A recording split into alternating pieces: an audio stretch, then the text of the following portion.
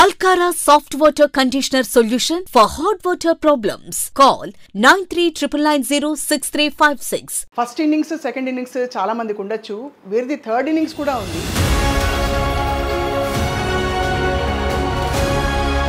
Character ఆర్టిస్ట్గా మారిన తర్వాత ఇన్ని సినిమాలు ఎవరూ చేసి ఉండరు, ఎస్పెషల్లీ ఫీమేల్ ఆర్టిస్టులు.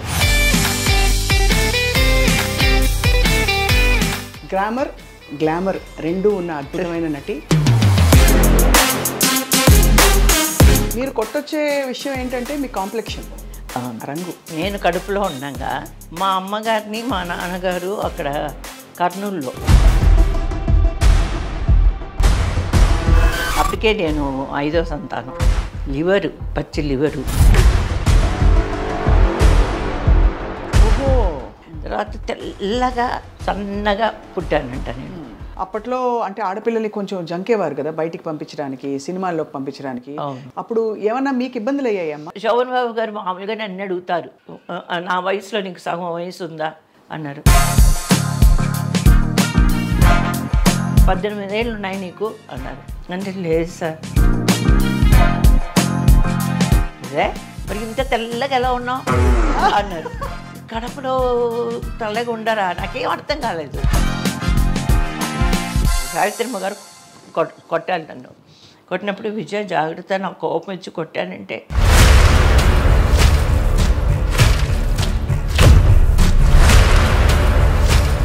దగ్గర 3-4 సంవత్సరాలు ఇక్కడ నొప్పి ఉండేది నాకు. శ్రీకృష్ణ సత్య ఆ సినిమా చేసేటప్పుడు మటుకు మా ఫ్యామిలీ మొత్తం చాలా సంతోషంగా ఉన్నాం. ఎందుకంటే రామారావు గారు కదా మాట్లాడారు, నువ్వు చిన్న పిల్లవి, బాగా తిన్నాక ఒళ్ళు పెద్దగా రాలేదు కానీ పొట్టమట్టుకు బాగా. ఇండస్ట్రీలో అప్పుడు ఎవరు మిమ్మల్ని, మీరు అంత అందగత్తే టాప్ హీరోయిన్, పెళ్లి చేసుకుంటామని కానీ లేదు మన ఇద్దరం కలిసి జీవితాన్ని ప్రయాణిద్దామని అనలేదమ్మా? హీరోస్ కూడా అడుగుతున్నారు, అక్కడి నుంచైనా రావాలి, లేదు నా దగ్గర నుంచైనా వెళ్ళాలి. ధర్మేంద్ర గారు సెట్లు చూసినప్పుడు జితేంద్ర గారు అడిగారు. నేనే అర్థం చేసుకునేదాన్ని, వీళ్ళంతా బాంబే వాళ్ళు. కానీ జితేంద్ర గారు ధర్మేంద్ర గారు మిమ్మల్ని అంటే అడిగినప్పుడు సేఫ్గా అనిపించలేదా ఆ టైంలో? వాళ్ళు అప్పట్లోనే శంకు ఎందుకని పిలుస్తున్నారు, మనం వాళ్ళతో యాక్ట్ చేయడం లేదు కదా. నాకు తెలిసి అది కరెక్ట్ కాదు, లేదు కొనడం. మీకు మీ వారి మీద క్రష్ అని అర్థమైపోయింది నాకు. ఒక గొప్ప సపోర్ట్ సిస్టమ్గా ఉన్నారు మీ వారు అంటారు. జన్మ జన్మలకి ఈడే నాకు భర్తగా ఉండాలి అని కోరుకుంటా ఈ రోజు వరకు. మా నాన్నగారికి మేము యాక్చువల్గా క్యాథలిక్స్, రోమన్ క్యాథలిక్స్. ఇంత ఇన్సైడ్ అవుట్ అందంగా ఉండాలంటే ఏం చేయాలో మా మహిళా ప్రేక్షకులకి. నేను ఒకసారి అపోలో హాస్పిటల్కి వెళ్ళి ఫేస్ లిఫ్టింగ్కి వెళ్ళాను. ఆయన అన్నారు, ఉங்கள் ఫేస్కి என்ன பண்ணணும் అన్నారు. సార్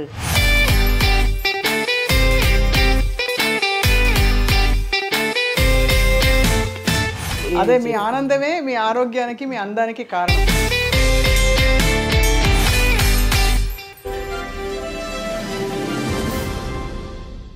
అందరికీ నమస్కారం. ఐ డ్రీమ్ సగర్వంగా సగౌరవంగా సమర్పిస్తోంది silver screen legends. NTR, MGR, Rajinikanth, Kamal Haasan, ఇంకా తర్వాత శోభన్ బాబు గారు, వీళ్ళందరి పేర్లు చెప్పగానే అసలు దిగ్గజాలు. ఇటువంటి దిగ్గజాల సరసన హీరోయిన్గా నటించి వారి ప్రయాణాన్ని మొదలుపెట్టారు. అద్భుతమైన నాట్య కళాకారిణిగా ఎన్నెన్నో ప్రదర్శనలు ఇచ్చారు, అందరి మన్ననలు పొందారు. ఎన్ని సంవత్సరాలు గడుస్తున్న కొద్దీ ఆవిడ అందం పెరుగుతోంది, కానీ ఎక్కడా కూడా చిన్న అసలు వయసు పెరిగిందా, కాలం గడుస్తోందా అని కూడా తెలియని విధంగా వారి ఆహార్యాన్ని అంత అందంగా కొనసాగిస్తున్నారు. ఫస్ట్ ఇన్నింగ్స్ సెకండ్ ఇన్నింగ్స్ చాలామందికి ఉండొచ్చు, వీరిది థర్డ్ ఇన్నింగ్స్ కూడా ఉంది. అండ్ బహుశా క్యారెక్టర్ ఆర్టిస్ట్గా మారిన తర్వాత ఇన్ని సినిమాలు ఎవరూ చేసి ఉండరు, ఎస్పెషల్లీ ఫీమేల్ ఆర్టిస్టులు. తెలుగులో 600కి పైగా, తమిళంలో బహుశా 300, ఆ తర్వాత కన్నడ, మలయాళం, హిందీ, ఎన్ని భాషల్లో ఎన్ని సినిమాల్లో చేశారో లెక్కలేదు. గ్లామర్ రెండూ ఉన్న అద్భుతమైన నటి. ఇంకా సిన్సియరిటీ అండ్ వర్సటైలిటీ ఉన్న ఈ బ్యూటీ క్వీన్ ఎవరంటే అందరికీ సుపరిచిత, చాలా ఇష్టమైన నటిమణి. 1970లో తల్లిదండ్రుల సినిమాతో తెరంగేట్రం చేశారు. శ్రీమతి వై విజయ గారి సినీ ప్రస్థానం, నాట్య ప్రస్థానం, జీవన ప్రస్థానం గురించి తెలుసుకోబోతున్నాయి ఇవాళ. నమస్కారం, సాదర స్వాగతం అమ్మా. చాలాసేపు చెప్పేశాను, ఏమనుకోకండి మిమ్మల్ని అలా ఇబ్బంది. ఏం లేదు, చాలా సంతోషంగా ఉంది. అవునా అనిపిస్తుంది. నేను ఫస్ట్ రాగానే ఉన్నమాట చెప్తున్నాను, షాక్. ఎందుకని ఇంత అందంగా ఉన్నారేంటది? నిజం అండి, ఇది ఉన్నమాట గుండెలోని చెప్తున్నాను. ఏంట అది ప్రతి ఒక్కరు ఇలాగే చెప్తుంటారు.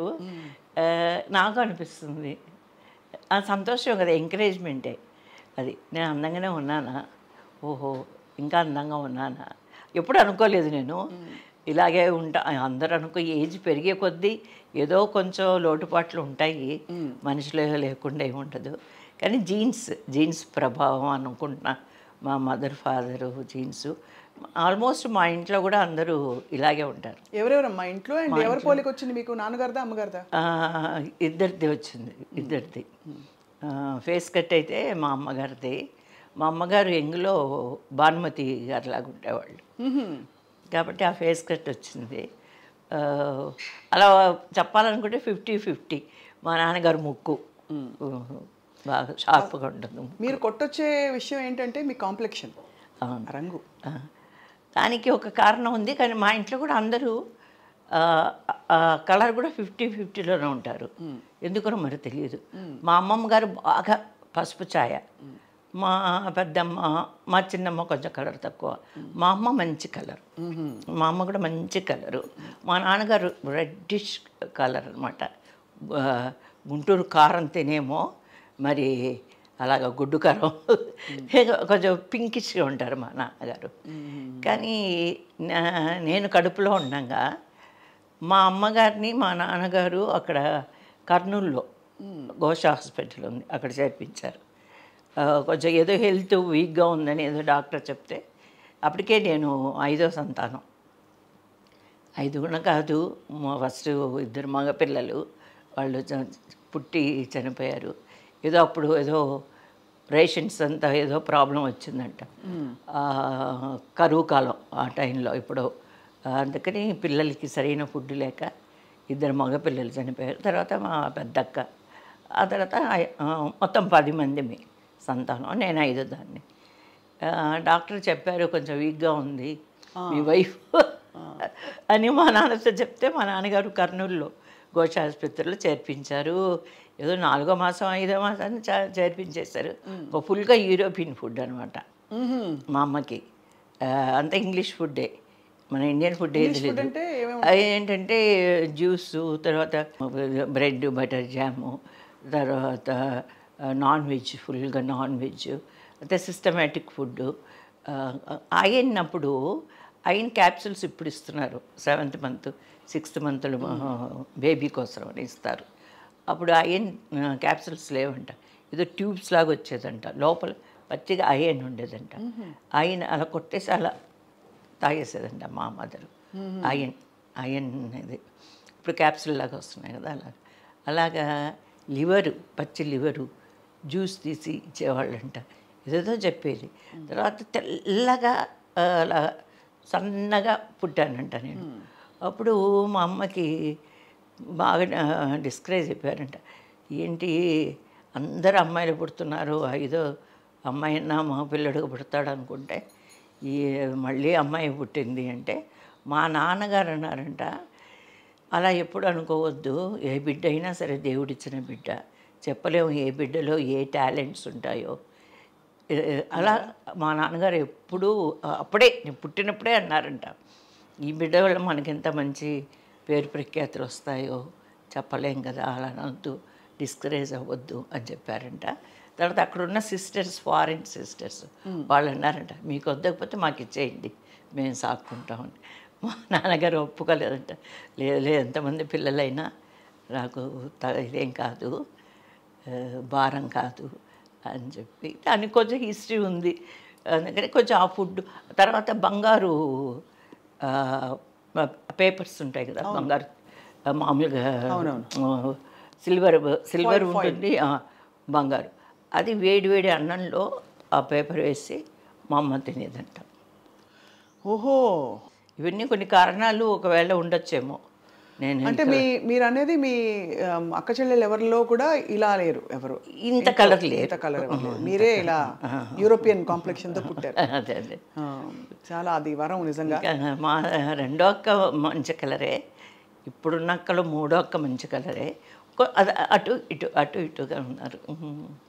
సో ఆ చిన్నప్పుడు బహుశా మీకు ఊహ ఉండదు కదా, మీరు డాన్స్ చిన్నప్పుడు పాటలు పెట్టుకుని అలా డాన్స్ చేసేస్తూ ఉండేవారు అంటారు. కరెక్ట్. అప్పుడు మీరు ఊహించలేదేమో అసలు నటనలోకి వెళ్ళాలి, లేకపోతే సావిత్రి గారిని చూడడం, యాక్ట్రెస్ని చూడడం అలా? అసలు ఏం తెలీదు నాకైతే. మా ఫ్యామిలీలో ఎవరికి సినిమా చూసేవాళ్ళం, కానీ అక్కడ కడపలో మాకు హిందీ సినిమాలు ఎక్కువ రిలీజ్ అయ్యేవి. తెలుగు కన్నా తెలుగు రిలీజ్ అయ్యేవి, కానీ ఈ హిందీ మోజ్ ఎక్కువ ఉండేది. కాబట్టి హిందీ సినిమాలకు పరిగెత్తేవాళ్ళు అందరూ. తర్వాత తెలుగు సినిమాలు అంటే రామారావు గారు, నాగేశ్వరరావు గారు, సావిత్రి గారు ఇలా ఉంటేనే. కొంచెం ఏడుపు సినిమాలు అంటే వెళ్ళేవాళ్ళం కాదు, భయం, ఏడుస్తూ ఇంటికి ఎందుకు రావాలి, బాగుండాలి బాగా అని ముందే అడిగేవాళ్ళం. ఇది మా అక్కల్ని అడిగేదాన్ని, నేను చిన్నదాన్ని కదా. ఇది ఏడ్చే సినిమానా నవ్వుకుంటూ వచ్చే సినిమానా అంటే సుఖాంతమైన క్లైమాక్సా అని అడగడం తెలియక అడిగేదాన్ని. అడిగితే లేదు హ్యాపీ ఎండింగ్ అంటే వెళ్ళేవాళ్ళం. కొంచెం దుఃఖం, హరిశ్చంద్రుడు ఇలాంటి కొన్ని సినిమాలు ఉన్నాయి కదా, అలాంటి సినిమాలు అయితే అసలు వెళ్ళేవాళ్ళం కాదు.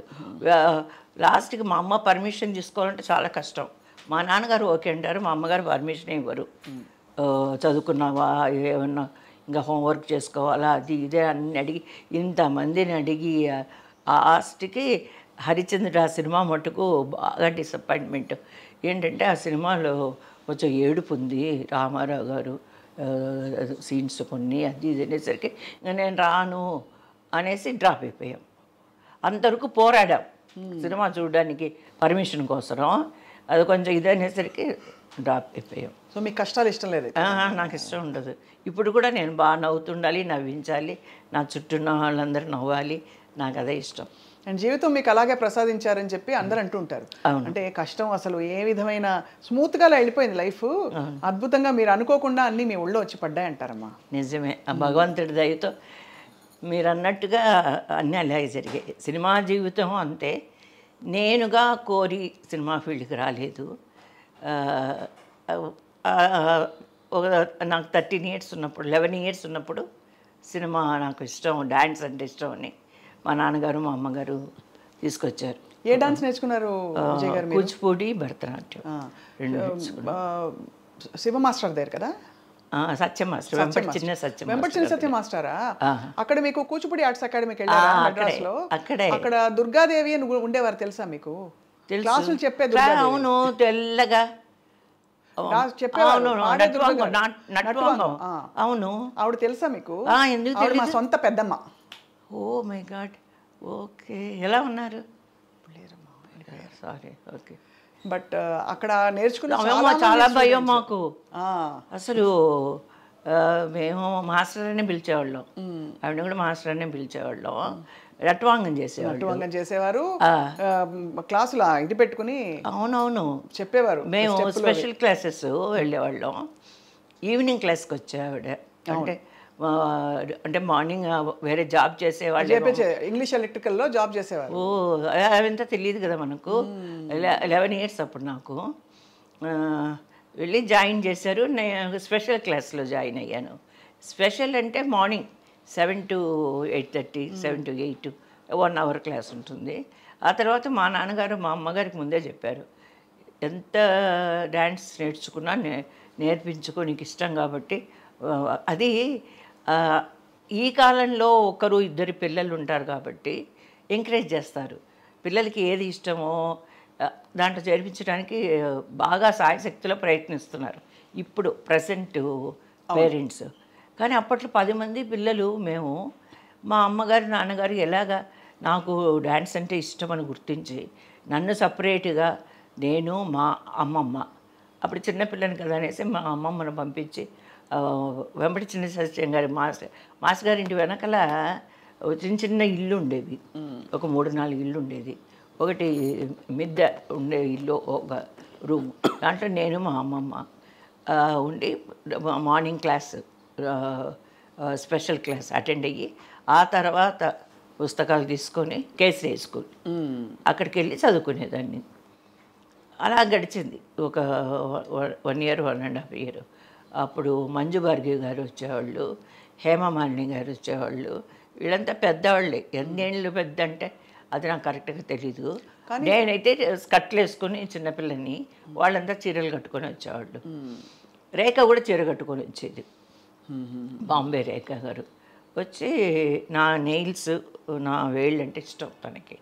రోజుకు ఒక నెయిల్ పాలిష్, ఒక రిమూవ్ రోజు తీసుకొచ్చి నన్ను క్లాస్ అయిపోయినా కూర్చోబెట్టి నెయిల్ పాలిష్ వేసి మళ్ళీ మరుసటి రోజు రిమూవర్తో తుడిచి మళ్ళీ నెయిల్ పాలిష్ వేసి చూసేది. ఇంత ఉన్నా కూడా మళ్ళీ మేము రష్యా తాష్కెంట్కి వెళ్ళాం ఫిలిం ఫెస్టివల్. అప్పుడు రేఖ గారు వచ్చారు. అప్పుడు బాంబేలో పెద్ద ఆర్టిస్ట్ కదా. అప్పుడు మీరు ఆర్టిస్ట్ అవ్వలేదా? అప్పటికి అంటే నేను తాష్కెంట్కి వెళ్ళేటప్పటికి నేను ఆర్టిస్ట్ అయ్యాను ఫిలిం కదా, ఫెస్టివల్. నన్ను చిన్నప్పుడు చూస్తుంది ఆవిడ. అలాంటిది ఆవిడ బాంబేకి వెళ్ళి ఒక తెలుగు సినిమా చేసిన తర్వాత బాంబేకి వెళ్ళి పెద్ద హీరోయిన్ అయింది. నేను ఇక్కడ తెలుగు సినిమాలు చేస్తూ తమిళ సినిమాలు చేస్తుండగా నేను నా ఒక సినిమా ఫిలిం ఫెస్టివల్కి వెళ్ళింది. వెళ్తే దానికోసమని రాజ్ కపూర్ గారు, పర్వీన్ బాబీ, రేఖ గారు, ఇలా హిందీ ఆర్టిస్టులు చాలామంది వచ్చారు. తమిళ నుంచి కొంతమంది ఆర్టిస్టులు వచ్చారు. తెలుగు ఇండస్ట్రీ నుంచి. అప్పుడు నాకు తెలుగు ఇండస్ట్రీ, నేను అప్పటికి తెలుగు ఇండస్ట్రీకి ఇంకా రాలేదు, సెకండ్ ఇన్నింగ్స్ రాలేదు. అప్పుడు నన్ను చూసి కరెక్ట్గా రేఖ గారు చిన్నప్పుడు చూశారంతే. ఆ తర్వాత దగ్గర 10-15 years గ్యాప్ చూసి విజయ ఇలా అన్నారు, విజయ అన్నారు. నాకు షాక్. ఎలా తెలుసుకున్నారంటే, నీ వేళ్ళు చూశాను, ఇలా తెలుగులో చక్కగా అంత బాగా మాట్లాడి దగ్గరకు వచ్చి హగ్ చేసుకొని, అది నాకు నిజంగా చాలా సర్ప్రైజింగ్గా ఉండింది. ఇలా గుర్తుపెట్టాలంటే నీ వేళ్ళు చూసి గుర్తుపట్టాను అన్నారు. అలాగా అలా గడిచి హేమమాలిని గారు కూడా వచ్చేవాళ్ళు. వస్తే మేము చిన్నపిల్లలం కదా. ఎంత అందం అండి ఆవిడ కదా హేమమాలిని గారు. ఆవిడ బాంబే నుంచి డైరెక్ట్గా ఫ్లైట్లో చెన్నైకి వచ్చి నెహ్రూ క్లాస్కి వచ్చేది విత్ మేకప్. ఎంత ఇంట్రెస్టో చూడండి. మంజు భార్గవి గారు మామూలుగా చెన్నై కాబట్టి ఆవిడ వచ్చేవాళ్ళు. బాగా హైట్గా ఉండే మంజు భార్గవి గారు. ఇంకా కొంతమంది చంద్రకళ గారు వచ్చేవాళ్ళు. అంటే అప్పటికే తను మంచి హీరోయిన్ అయింది. అప్పటికి పెద్ద హీరోయిన్ అయింది. అప్పుడప్పుడు చూసేవాళ్ళం, మేమంతా కిటికీలో నుంచి చూసేవాళ్ళం. స్పెషల్ క్లాస్ వాళ్ళకి సపరేట్గా కిటికీలు అన్నీ వేసేసి మాస్టర్ గారు సపరేట్గా ఒక్కరు సింగిల్గా క్లాస్ తీసుకునేవాళ్ళు. అప్పుడు మేమంతా కిటికీలో నుంచి చూసేవాళ్ళం. వాళ్ళు వచ్చారు, ఆర్టిస్టులు వచ్చారు, బాంబే నుంచి వచ్చారంట, అలా ఇలా అని చూసేవాళ్ళం. ఇప్పుడు మీకు తల్లిదండ్రులు సినిమాలో అవకాశం రావడం అన్నది ఎలా వచ్చింది? మిమ్మల్ని ఎవరు చూశారు ఫస్ట్? ఇక్కడ వెంబటి చిన్న సత్య మాస్టర్ గారి దగ్గర నుంచి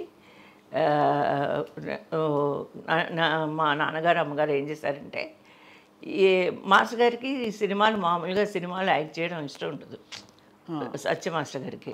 తర్వాత ఆయన దగ్గరికి అందరూ వచ్చేవాళ్ళు, పెద్ద పెద్ద డైరెక్టర్స్ వచ్చి అమ్మాయిలు కావాలంటే వచ్చేవాళ్ళు. అప్పుడు నిండు హృదయాలు కె విశ్వనాథ్ గారు డైరెక్షన్లో ఒక అమ్మాయి కావాలి అని వచ్చి నన్ను సెలెక్ట్ చేసుకున్నారు. దాంట్లో ఒక పాట ఉంది, ఒక బీద అమ్మాయిగా ఒక తాతను పట్టుకొని జోల తగిలించుకొని ఒక సాంగ్ కూడా ఉంది. ఎలా చేశానో ఏంటో నాకేం తెలీదు. లిప్ మూమెంట్ అవంతా ఏదో చెప్పారు, చేసేసాను. దానికి బేసిక్గా కారణం ఏంటంటే డ్యాన్స్ రావడం వల్ల ఆ ఎక్స్ప్రెషన్స్ అవి పాట రాసిచ్చి పాడమనేవాళ్ళు. పాడేసాను, ఏదో అయిపోయింది అది. ఆ తర్వాత నేను పెద్ద మనిషి అయిన తర్వాత మా నాన్నగారు అమ్మగారు ఇంకా అక్కడ ఉండకూడదని చెప్పి షిఫ్ట్ చేసి వేరే. అప్పుడు మా అమ్మగారు నాతో పాటు ఉండేవారు. ఎంఎస్ సైవా గారు మాస్టర్ గారు వాళ్ళ ఫ్రెండ్సే. ఎంఎస్ సైవా గారు వచ్చి ఇక్కడికి సత్యం మాస్టర్ గారి దగ్గరికి వచ్చి, బాబా మంచి అమ్మాయిలంతా సత్యం పట్టేశావు నువ్వు, అందమైన వాళ్ళంతా పిల్లలందరూ నీ దగ్గర ఉన్నారు అని అప్పుడప్పుడు వచ్చి మాట్లాడి వెళ్ళేవారు. సరే, అందుకని మాస్టర్ గారు ఎంఎస్ గారు ఒక మాస్టర్ గారు ఉన్నారు అని తెలిసి మేము మళ్ళీ ఆ మాస్టర్ గారు, ఎందుకంటే అరంగరేటం అవ్వలేదు కదా, మేము అనుకున్న పని అవ్వలేదు. మేము వచ్చింది, మా నాన్నగారు మా అమ్మగారు నన్ను తీసుకొచ్చింది జస్ట్ డ్యాన్స్ నేర్పించడానికి. అవును, అరంగేట్రం చేయించాలి, మా అమ్మాయికి డ్యాన్స్ అంటే ఇష్టం, ఇంతే. ఇంకా సినిమా అసలు ఇదే లేదు, థాటే లేదు. తర్వాత ఎంఎస్ చేసేటప్పుడు శైవ మాస్టర్ గారి దగ్గర నేర్చుకుంటున్నప్పుడు అప్పటికి కరెక్ట్గా 13 years వచ్చాయి నాకు. మా రామ విజేత ఫిలిమ్స్ ప్రొడ్యూసరు, డైరెక్టర్ ఇద్దరు బ్రదర్స్, వాళ్ళకి మా మాస్టర్ గారు ఫ్రెండ్ అన్నారంట, ఒక 18 ఏళ్ళ అమ్మాయి కావాలి, ఒక హీరోయిన్గా కొత్తగా మేము ఛాన్స్ ఇస్తున్నాం కాబట్టి పేపర్లో వేసాము, మీకు ఎవరైనా తెలుసుంటే ఒక మంచి డాన్సర్స్ అమ్మాయిలు ఉంటే చెప్పండి అంటే, అప్పుడు మా మాస్టర్ గారు మా అమ్మగారిని అడిగారు. అంటే అప్పుడు మా నాన్నగారిని అడిగి, సరే చూద్దాం, సెలెక్ట్ అయితే అప్పుడు చూసుకుందాం అనే ఉద్దేశంతో అప్పుడప్పుడే ఫొటోస్ తీశారు, నా ఫొటోస్ సన్నగా ఉండేదాన్ని. ఓకే, అప్పటికే 2000 ఫొటోస్ వచ్చాయంట, 2000 ఫొటోస్ వచ్చాయి కంపెనీకి. వచ్చినప్పుడు నా ఫోటో తీసుకెళ్ళి మా మాస్టర్ గారు ఇచ్చారు. 2000 ఫోటోల్లో మీ ఫోటో? నా ఫోటో. అప్పుడు నన్ను సెలెక్ట్ చేసుకున్నారు. అది చేసుకున్న తర్వాత పెద్ద సంతోషం లేదు, ఏమీ లేదు. ఎందుకంటే అసలు ఒక ప్యాషన్ యాక్ట్ చేయాలని, నాకు చాలా ఇష్టము సినిమా ఫీడ్కర, ఏం లేదు కదా మా ఇంట్లో, లేదు నాకు లేదు. ఏముండేది మీ మైండ్లో అప్పుడు? ఎందుకంటే ఆడపిల్లలకి ఏదో ఒకటి ఉంటుంది, నేను ఫేమస్ అవ్వాలి, లేదు మంచి బట్టలు వేసుకోవాలి, లేదు మంచి పెళ్లి చేసుకోవాలి, ఏదో ఉంటుంది కదా. ఉంటుంది కదా, కానీ నాకేమీ లేదు. మీకేమీ లేదు? నాకేమీ లేదు. సర్దుతున్నారు, బట్టలన్నీ సర్దుతున్నారు. అప్పుడు బెడ్ ఉండేది కదా, బెడ్ హోల్డర్ ఇలాగా అది ఉంటే మేము అప్పుడప్పుడు అది మేము అప్పుడప్పుడు చెన్నైకి వచ్చేవాళ్ళం ఫ్యామిలీతో. చెన్నైకి వచ్చి క్లియోపాట్రా ఇట్లాంటి సినిమాలు రిలీజ్ అయితే మా నాన్నగారు మా అమ్మగారు మా ఫ్యామిలీ మొత్తం వచ్చేవాళ్ళం. ఏ సర్టిఫికెట్ ఉంటే మమ్మల్ని హోటల్లో పెట్టేసి వాళ్ళు మటుకు చూసేసి వచ్చేసేవాళ్ళు. మేము బీచ్కి వెళ్ళి కడప నుంచి చెన్నైకి వచ్చేవాళ్ళం హాలిడేస్ లాగా. మాకు దగ్గరే 6 hours కదా, కడప రేణుగుంట ఏముంది స్ట్రైట్గా చెన్నై. 3 hours మెడ్రాస్ చెన్నై. అప్పుడప్పుడు వచ్చేవాళ్ళం. వచ్చి మాకు అలవాటే, టౌన్లో ప్యారిస్లో ఉండేవాళ్ళం. అక్కడ ఫ్రూట్స్ అన్నీ కొనుక్కొని, ఫ్లవర్స్, కదంబరం అంటే ఫేమస్. కదంబరం అంటే అన్నీ కలిసిన పూలు, కనకాంబరం, మల్లెలు, జాజులు, మరం, దవన ఇవన్నీ కలిపి అవన్నీ తీసుకొని బుట్టలు గిట్టలలో ఫుల్గా తీసుకొని అక్కడ బీచ్ అంతా వెళ్ళి చూసుకొని మళ్ళీ వెళ్ళిపోయేవాళ్ళం, హాలిడేస్ లాగా వెళ్ళిపోయేవాళ్ళం. ఆ అలవాటు ఉండేది మాకు. మళ్ళీ చదువుకోవడం అలా ఉండేది. కానీ చెన్నై టచ్ ఉంది మాకు అంతే. తర్వాత 2000 ఫోటోగ్రాఫ్స్లో మిమ్మల్ని నన్ను సెలెక్ట్ చేశారు. చేసిన తర్వాత ఏమన్నారు, షూటింగ్ అన్నారు. మేకప్ టెస్ట్ కూడా చేయలేదు అనుకుంటా, ఏం చేయలేదు. నా ఫొటోస్, అదే మేకప్ టెస్ట్, నా ఫొటోసే చూశారంతే. చూసిన తర్వాత షూటింగ్ ముందు ఒక 2-3 రోజులు డైలాగ్స్ మాడ్యులేషన్ ఎలా చెప్పాలి, ఏం డైలాగ్ ఇచ్చారు గుర్తుందా? గుర్తులేదు. ఆ పిక్చర్లో డైలాగ్స్ ఇచ్చారు అనుకుంటా. చెప్పి ఇలా లవ్వుగా చూడాలి, పేరు జ్ఞాపకం లేదు, నల్లగా, సూరి గారు కో డైరెక్టర్. చూడండి ఎంత జ్ఞాపకం ఉంది. ఇంకా సూరి గారు అంటే అంత గౌరవించేవాళ్ళం, భయపడేవాళ్ళం అసలు. అమ్మ కో డైరెక్టరు, ఈయన చెప్పినట్టు డైలాగ్స్ వినండి, ఈయన చెప్పినట్టు మాడ్యులేషన్తోనే చెప్పాలి అని అంటే, సరే సార్, అలాగే సార్ అని అలా కూర్చొని, మా అమ్మ కూడా, మా అమ్మ ఉండేది ఎప్పుడు, అలవాటు అయిపోయింది అది. ఆల్మోస్ట్ అప్పట్లో ఆర్టిస్టులతో వెనకాల మదరే వచ్చేవాళ్ళు, ఎక్కువ మదర్ వచ్చేవారు. అవును, కానీ ఇంతమంది పిల్లలు ఉండగా మీకు స్పెషల్గా వచ్చారు, అది గొప్ప విషయం. గొప్ప విషయం కాదు, చాలా సాక్రిఫైస్ చేసినట్టే మా అమ్మ. అంతే, మీ చెల్లెళ్ళు కూడా, అక్క చెల్లెళ్ళు, అందరూ మా ఫ్యామిలీ గురించి చెప్పాలంటే కరెక్ట్. మీరు మంచి మాట చెప్పారు. వాళ్ళ గురించి చెప్పాలంటే నిజంగా ఈ రోజుకి ఫుల్ సపోర్ట్ మా సిస్టర్స్, నాకు brothers, of course brothers sisters ఈ రోజుకి. మీరు వాళ్ళకి మీ కెరియర్లో బోల్డ్ చేస్తుంటారు చూసుకుని. అంటే మ్యారేజ్ వరకు నా సపోర్ట్ ఉండింది వాళ్ళకి.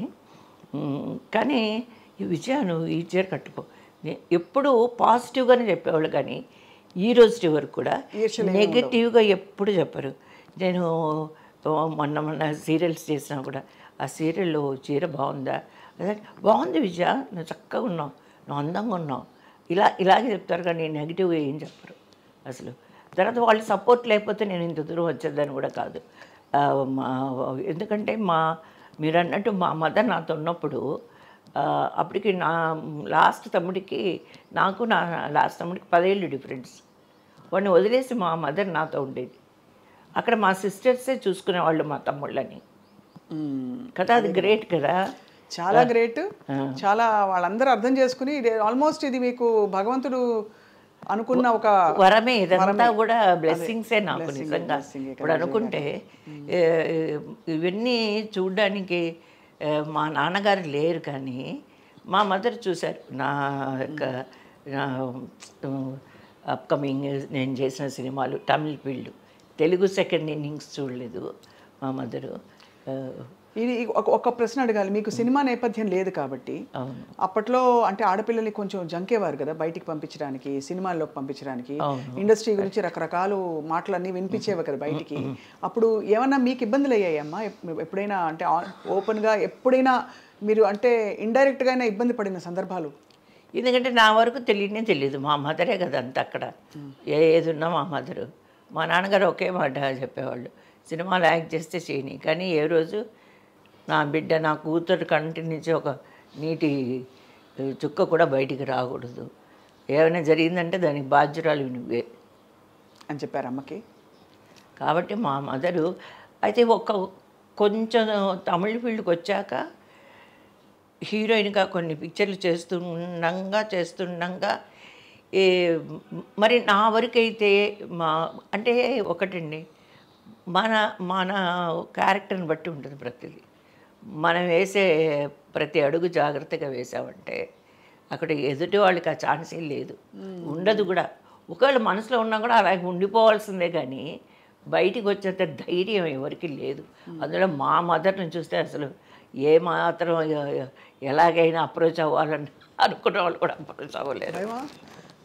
అయ్యో అస్సలు మా మదర్ మాటే, కానీ అందరితో చాలా జాలీగా బాగుండేది, హ్యాపీగా ఉండేది, బాగా కామెడీ. నేను మటుకు సీరియస్గా అలా కూర్చొని ఉండేదాన్ని, తల దించుకొని ఉండేదాన్ని, అసలు తల ఎత్తి పైకి అలా నిలబడి ఎవరినన్నా ఒక మాట అడుగుదాం అనుకునేటప్పుడు వాళ్ళు లేచి వెళ్ళిపోయేవాళ్ళు. అంత ఆలోచించేదాన్ని. ఏదైనా మాట్లాడదాం, మా అమ్మని మాట్లాడడానికి తప్పే ఉంది, మాట్లాడు, ఫ్రీగా మాట్లాడచ్చు కదా, వాళ్ళు అడుగుతుంటే నువ్వు ఎందుకు అలా సిగ్గుపడుతుంటావు.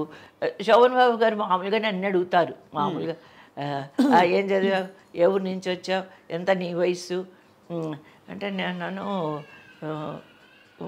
నా వయసులో నీకు సగం వయసు ఉందా అన్నారు. మీ వయసు ఎంత సార్ అని అడిగాడు. అంటే మరి 18 ఏళ్ళు ఉన్నాయి నీకు అన్నారు. 18 అంటే అప్పటికి 36 అనుకుంటా ఆయనకి, తల్లిదండ్రుల టైంలో. నేను తర్వాత లెక్కేసుకున్నా. అంటే లేదు సార్ 13వ సంవత్సరం జరుగుతుంది. 13వ సంవత్సరం జరుగుతుంది, ఇంత ఎత్తున్నావు, ఏం చదివావు? 10th వరకు చదివాను సార్, 9th ఫుల్ ఫినిష్ చేశాను, 10th 18 ఏళ్ళు లేవన్నావు, 13 ఏళ్ళు, ఏ ఊరు? కడప సార్. మరి ఇంత తెల్లగా ఎలా ఉన్నావు అన్నారు.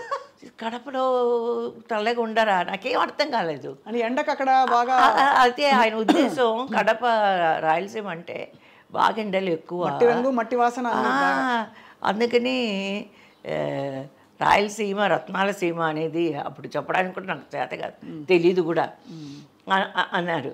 ఇలా మాట్లాడేటప్పుడు నేను వాళ్ళ జంగుతూ పక్కకి వెళ్ళిపోయేదాన్ని. ఎవరు పక్క కూర్చునేదాన్ని కదా, మా అమ్మ పక్కనే ఉండేది. మా అమ్మ ఏమో అనేది, వాళ్ళు మాట్లాడుతుంటే మాట్లాడడంలో తప్పే ఉంది, మాట్లాడంటే నాకు భయం మమ్మీ, భయమ్మా, నాకు భయమ్మా అనేదాన్ని. ఇలా కానీ యాక్ట్ చేసేటప్పుడు మటుకు కెమెరా ముందుకెళ్తే ఎలా చెప్తే అలా చేసేదాన్ని. ఎందుకంటే నా భయం ఉండేది, ఏమైనా అంటారేమో అని. మీ ఇద్దరికి అప్పుడు అంటే మీరు 13 ఏళ్ళు, మీ క్లోజ్ సీన్స్ ఉన్నాయి ఆ సినిమాలో? ఉన్నాయి కదా, లవ్ సీన్స్ అన్నీ ఉన్నాయి. లవ్ సీన్స్ ఉన్నప్పుడు మీరు ఎలా హ్యాండిల్ చేశారు? ఏం లేదు, ఆయన వెనక ఇంకా ఆ ఫోటో ఉంది ఇలా చూస్తూ ఇట్లా. ఎందుకంటే అన్నీ డ్యాన్స్ ప్రభావమే, ఇలా చూడడం, అలా సిగ్గుపడ్డం, ఇవన్నీ వచ్చేటివి కదా. కృష్ణ శబ్దంలో ఇలా చేస్తే భామా కలాపం అలాగా ఇవన్నీ వచ్చి డ్యాన్స్లో నేర్చుకున్న విషయాలే కాబట్టి అక్కడ ఎలా చెప్తే అక్కడ అలా డైలాగ్ చెప్పేదాన్ని, ఈ ఎక్స్ప్రెషన్ ఇవ్వంటే ఇచ్చేదాన్ని. సావిత్రమ్మ గారు కొట్టాలి నన్ను. కొట్టినప్పుడు విజయ జాగ్రత్త, నాకు కోపం ఇచ్చి కొట్టానంటే నిజంగా చెంప పగిలిపోతుంది నీకు, కొంచెం దూరంగా ఉండి అడ్జస్ట్ చేసుకొని ఏం తెలుసు నాకు కొట్టేసారు అంతే. ఇక్కడ చెవి ఇక్కడ పడింది దెబ్బ, ఇక్కడ పడింది. విజయ సారీమా నేను చెప్పాను కదా కొంచెం తప్పుగా ఉంటే, ఏం తెలుసు నాకు అడిగి సమాధానం చెప్పడం కూడా చేత. ఒక దగ్గర 3-4 సంవత్సరాలు ఇక్కడ నొప్పి ఉండేది నాకు.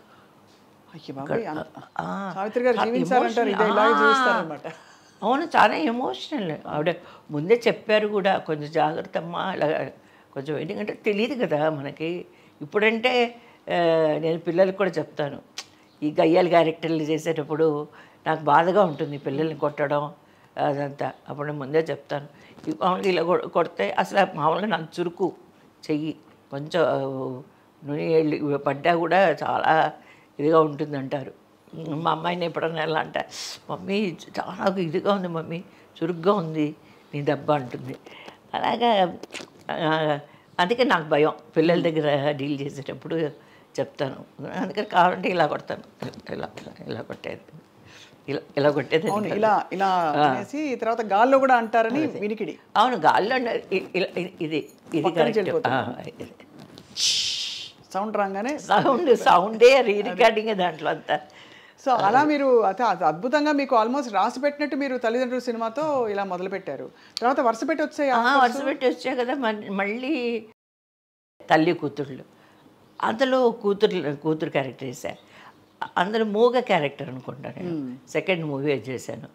డైరెక్టర్ గారి పేరండి బాపినీడి గారు, డైరెక్టర్ బాపినీడి గారు. యాక్చువల్గా ఆ సినిమా ప్రొడ్యూసరు క్రాంతి కుమార్ గారు. తల్లి కూతుళ్ళు ప్రొడ్యూసరు క్రాంతి కుమార్ గారు. ఫస్ట్ మ్యూజిక్ డైరెక్టర్ చక్రవర్తి గారు. ఇవన్నీ కాంబినేషన్లన్నీ. ఇప్పుడు నాకు వచ్చే రీల్స్లో సినిమాలు చూస్తే సినిమా పేర్లు తెలియదు. ఆ సినిమా వేలుగారితో చేస్తే వేలుగారు అనేవాళ్ళు నేను ప్రెగ్నెంట్గా ఉన్నప్పుడు. అమ్మా నువ్వు నీ ప్రెగ్నెంట్ నా దీనికి వచ్చింది అనేవాళ్ళు. ఏంటంటే ఇక్కడ మన ఇద్దరం చేసి నువ్వు ప్రెగ్నెంట్ అయ్యావు, సినిమాలు ప్రతి వైవిధ్య గారితో కాంబినేషన్ అండి, ఆవిడ ప్రెగ్నెంట్ అండి అంటున్నారు అనేవాళ్ళు. ఇక్కడ అక్కడికి 24 సినిమాలు చేశాను. అది మన టాపిక్ మారిపోతా ఉంది. మారిపోయింది, ఏం పర్లేదమ్మా, పర్లేదు, మీరు ఫ్లోలో చెప్తున్నారు. ఎన్ని విశేషాలు ఉన్నాయి కాబట్టి అది సహజమే. అయితే నేను తల్లి కూతుళ్ళు సినిమా తర్వాత ఇతర భాషల్లో అవకాశాలు ఎలా వచ్చాయి మీకు అప్పుడు? అంటే అప్పుడే దాని తర్వాతనే మళ్ళీ పిచ్చోడు పెళ్లి చేశాను. తర్వాత కేవిరెడ్డి గారు డ్యాన్స్ మాస్టరు, ఆయన ప్రొడ్యూస్ చేసిన సినిమాలు రామకృష్ణ గారితో అవి చేశాను. శ్రీకృష్ణ సత్య చేశాను. చాలా బాగా గ్రేట్. మాకు ఎంత సంతోషం ఆ సినిమా చేసేటప్పుడు మటుకు మా ఫ్యామిలీ మొత్తం చాలా సంతోషంగా ఉన్నాం. ఎందుకంటే రామారావు గారు కదా దేవుళ్ళలాగా మాకు. అసలు మా ఫ్యామిలీకే మొత్తం రామారావు గారు ఫ్యాన్స్ మేమందరం. అందుకని రామారావు గారితో చేసేసరికి మా మేనమామలు అందరూ, కడపలోనే వాళ్ళకు హోటల్స్ ఉన్నాయి, అందరూ మా మెడ్రాస్కి వచ్చేసారు. ఇలా శ్రీకృష్ణ సత్యలో విజయ యాక్ట్ చేస్తుంది రామారావు గారితో, జాంబవతి క్యారెక్టరు అని చెప్పేసరికి అందరూ వచ్చారు. ఒకటే ఇది ఆయన చూడొచ్చా అది అంటే ఎంత అసలు నేను ఇంత ఆర్టిస్ట్ని ఎంత చక్కగా నన్ను మా అమ్మని ఆఫీస్కి తీసుకెళ్ళి బయటి వరకు వచ్చి అమ్మ డేట్స్ జ్ఞాపకం పెట్టుకో. ఆయన చెప్పిన డేట్స్ నాకు ఇంకా జ్ఞాపకం ఉన్నాయి. ఫిబ్రవరి ఏదో 27, 28, 29 అని మళ్ళీ చెప్తున్నారు. అంటే అలా చెప్పడంలో ఆయనకు కూడా జ్ఞాపకం ఉంటుందేమో, అదే టెక్నిక్ ఏమో అనుకున్నాను నేను. అంటే చెప్పడం ఒక ఇది అసలు అది ఎంత గొప్ప అవకాశం, అది ఎంత అవకాశం చెప్పారు. అయితే పురంధేశ్వరి గారితో నేను వెంపటి చిన్న సత్యం మాస్టర్ గారి దగ్గర భువనేశ్వరి గారు పురంధేశ్వరి గారితో డాన్స్ నేర్చుకునేవాళ్ళం. అలా ఫ్రెండ్స్ అయ్యారు. అందుకే ఇంటి వరకు వెళ్ళేవాళ్ళం. వాళ్ళ మదర్ దగ్గరికి వెళ్ళి కూర్చొని కాఫీ తాగి మళ్ళీ సార్ వచ్చారు ఆఫీస్కి వెళ్ళారంటే మళ్ళీ ఇంటి నుంచి ఆఫీస్కి, అది ఒక్కటే కాంపౌండే, ఇల్లు అటు ఆఫీసు బజుల రోడ్లో వెళ్ళి సార్ని కలిసి అప్పుడు మాట్లాడారు. పురంధేశ్వరితో నువ్వు డ్యాన్స్ నేర్చుకుంటున్నావంట వెంపటి చిన్న సత్యం మాస్టర్ గారి దగ్గర అన్నీ అడిగారు. తర్వాత ఒకటే చెప్పారు, నువ్వు చిన్న పిల్లవి, నా పక్కన ఆనవు, కొంచెం బాగా తిని బాగా లావవు అన్నారు. అప్పుడు సన్నగా ఉన్నాను కదా, అప్పుడు 14.5, 15 అప్పుడే అంతే ఉంటుంది ఏజ్. అంటే సరే అని బాగా అప్పుడు తినడం అంటే ఏముంది, నాన్ వెజ్ తినడం లేదంటే రైస్ తినడమే, కానీ ఏదైనా ఫ్రూట్స్ యాపిల్ అని అంతే. బాగా తిన్నాక ఒళ్ళు పెద్దగా రాలేదు కానీ పొట్ట మటుకు బాగా వచ్చింది. మేము నవ్వుకున్నాం. ఆ ఫొటోస్ కూడా ఉన్నప్పుడు ఎప్పుడు అనుకుంటాను నేను, ఒళ్ళు రాలేదు కానీ పొట్ట మటుకు వచ్చింది అని. అప్పటికే మీకు సినిమా ఇండస్ట్రీతో బాగా అంటే ఒక ఎక్స్పోజర్ వచ్చింది. మీరు నాట్య కళాకారిణి, మంచిగా కరెక్ట్ వయసులో ఉండే ఒక అమ్మాయి. మీకు మంచి మంచి చీరలు బట్టలు అన్నీ కొనుక్కునేవారా? నాకు ఈ రోజుకి కూడా పెద్దగా నగల మీద చీరల మీద ఇష్టం ఉండదు, కానీ వెళ్తే బాగా కొనుక్కొని శుభ్రంగా ఎంత కావాలో నాకు నచ్చిన చీరలు అన్నీ కొనుక్కుంటాను. నగలు కూడా అంతే. ఎలా వెళ్ళేదాన్ని నగలు కొనడానికి? అదే నా కోసం నేను ఎప్పుడు బట్టల షాప్ కానీ నగల షాప్ కానీ వెళ్ళను. అది కూడా భగవంతుడు నాకు ఇచ్చిన ఒక వరమే. ఇలా మా సిస్టర్స్ వస్తారు కదా ఊరి నుంచి వచ్చినప్పుడు, వాళ్ళే కొనిస్తారా? కాదు, వాళ్ళతో పాటు వెళ్తాను కదా, తీసుకెళ్తా. విజయ కుమరన్స్కి వెళ్తాం, పోతీస్కి ఇలా నల్లికి వెళ్తాం అంటే సరే వెళ్ళినప్పుడు అదే వెళ్తే చూస్తే కొనకుండా రాను ఎక్కడికైనా వెళ్ళినా. కానీ నేనుగా విండో షాపింగ్ అని లేదంటే చీరలు కొనుక్కోవాలని అలా వెళ్ళడం ఉండదు. షూటింగ్ తప్పితే ఇల్లే నాకు స్వర్గం ఈ రోజు వరకు. అదే మరి అది కనిపిస్తోంది మీ అంటే ప్రతిదీ కూడా. నాకు మా ఆయన పాప పుట్టేంత వరకు ఈ రోజు వరకు మా ఆయన కోఆపరేషను, మా ఆయన పక్కన ఉంటేనే ఆ హ్యాపీనెస్ కానీ ఇది కానీ. ఆయన 2 రోజులు ఊరికి వెళ్ళినా కూడా మీరు ఉండలేను. అలా ఎలాగ మీకు అసలు అంటే అఫ్కోర్స్ మీకు బాగా తెలిసిన వాళ్ళు చుట్టాలు అవుతారా మీ వారు? అస్సలు కాదు, ఆయన తమిళేనేనా? తమిళ్. సో ఆ వివాహం వరకు ఇంకా రాలేదు కాబట్టి రాలేదు. ఇప్పుడు ముందు ఏంటంటే మీరు చెప్పాలంటే 2 రోజులు కావాలి. కాదమ్మా, శ్రీకృష్ణ సత్య తర్వాత మీరు ఇప్పుడు అప్పట్లో కమల్ హాసన్ గారు, రజనీకాంత్ గారు వీరితో కూడా లేదు అదే చెప్తున్నాను. అది 76, అది 76. ఈ పార్ట్ ఏంటంటే నేను అరంగరేటు ఫినిష్ చేసుకొని ఇంటికి వెళ్ళే టైము, అంటే మా ఊరికి వెళ్ళే టైము. ఇందులో ఇంకా నా డాన్స్ ఫినిష్ అవ్వలేదు. ఈ సినిమాలు చేసేటప్పుడు ఒక 20 సినిమాలు చేశాను, మలయాళం చేశాను ఈ మధ్యలో. నేను ఎందుకు అప్పుడే రామారావు గారితో చేసిన, మిగతా రామకృష్ణ గారితో చేసిన, శోభన బాబు గారితో చేసిన ఇన్ని సినిమాలు చేసినా కూడా మళ్ళీ పెద్దగా హీరోయిన్గా వెళ్ళేదంటే అప్పుడు నాకు తెలియదు కదా, ఇంట్రెస్ట్ లేదు. సరే ఎట్లా అప్రోచ్ అవ్వాలని తెలీదు. అప్పుడు ఏదైనా ఆఫీస్కి వెళ్ళే వాళ్ళేమో అది తెలీదు, ఆల్బమ్స్ పట్టుకొని ఆఫీస్కి వెళ్ళేది తెలీదు, ఏమీ లేదు. వచ్చిన సినిమాలు చేసేవాళ్ళు. అదే డ్యాన్సే కదా ఇంపార్టెంట్, ప్రయారిటీ డ్యాన్స్కి. అందుకని డ్యాన్స్ మటుకు అది కంటిన్యూస్గా వచ్చేది. మా నాన్నగారు డబ్బులు పంపించేవాళ్ళు, అద్దెకి భోజనానికి అన్నింటికి పంపించేవాళ్ళు. అందుకని నేను హ్యాపీగా అలా జరిగిపోతూ ఉండేది. ఈ మధ్యకాలంలో చేసిన సినిమాలే ఒక 20 25 సినిమాలు చేసింటాను. తర్వాత 75లో నా డాన్స్ అంతా అయిపోయింది. అరంగేట్రం ఇక్కడ కడపలో రామకృష్ణ గారితో చేశాను కదా. రామకృష్ణ గారు చంద్రకళ గారితో చేశాను కాబట్టి వీళ్ళిద్దరు వచ్చారు చీఫ్ గెస్ట్గా, కడపకి వచ్చారు. డాన్స్ అరంగేట్రం అయిపోయింది. అయిపోయిన తర్వాత ఇంకా ప్లాన్ చేసాం వెళ్ళిపోతామని. మా నాన్నగారు ఎప్పుడు స్టడీస్ ఆగిపోయాయి. పాప నా కూతురు స్టడీస్ చదవాలి, చదువు పక్కన ఉండాలి, లేకపోతే అసలు ఒప్పుకునేవాళ్ళు కాదు. మా నాన్నగారు చదువు అంటే ఎక్కువ ఇంపార్టెన్స్ ఇచ్చేవాళ్ళు. అంటే 76లో ఇంకా బయలుదేరాం. అయిపోయింది మా ఇది ఇంకా షెడ్యూల్ అంతా అయిపోయింది. మా డాన్స్ ప్రోగ్రామ్ అయిపోయింది. తర్వాత మళ్ళీ ప్రోగ్రామ్స్ ఇవ్వాలని ఆలోచన కానీ ఏం లేదు. వచ్చాం, డాన్స్ నేర్చుకున్నాం, అరంగేట్రం చేసుకున్నాం, వెళ్ళిపోదాం అంతే. ఆ తర్వాత నెక్స్ట్ ఏమీ లేదు. అసలు క్లీన్గా ఎవరి మైండ్లో ఏది ఫ్యూచర్ గురించి ఏది ఆలోచన లేదు, ఏమీ లేదు. నార్మల్ రొటీన్లో అయితే మీకు కొన్ని రోజులు అయ్యాక పెళ్లి చేసేవారేమో. అంతే అంతే ఉండేది కదా. అంతే, అదే లైఫ్. నేను ఏదో చదివి ఒక టీచర్ అయ్యేదాన్నో, లేదంటే మా నాన్నగారు అనేవాళ్ళు నీకు మంచి తెలివితేటలు, చాలా తెలివితేటలు. అయితే నేను స్కూల్లో ఫస్ట్ వచ్చేది క్లాస్లో, నీకు ఇందిరాగాంధీ గారిలాగా మంచి తెలివితేటలు ఉన్నాయమ్మా అనేవాళ్ళు మా నాన్నగారు చిన్నప్పుడే. ఎందుకనే వాళ్ళు తెలియదు మరి నాకు అని వెళ్ళిపోయిన టైంలో నేను ఒక అవర్గల్ ఒక 100 days ఫంక్షన్ అవళ్ళు ఒక తోడరు గది అనుకుంటా బాలచంద్ర గారిది ఇన్విటేషన్ వస్తే అప్పటికి నేను ఒక ఆర్టిస్ట్ ఎస్టాబ్లిష్ అయ్యాను కదా. అందుకని నాకు ఇది వచ్చింది, ఇన్విటేషన్ వస్తే వెళ్ళాను. వెళ్ళి చూస్తే రాజ్ కపూర్ గారు వచ్చారు, పెద్ద పెద్ద స్టార్స్ వచ్చారు. కే బాలచంద్ర గారిని అలా పొగుడుతున్నారు.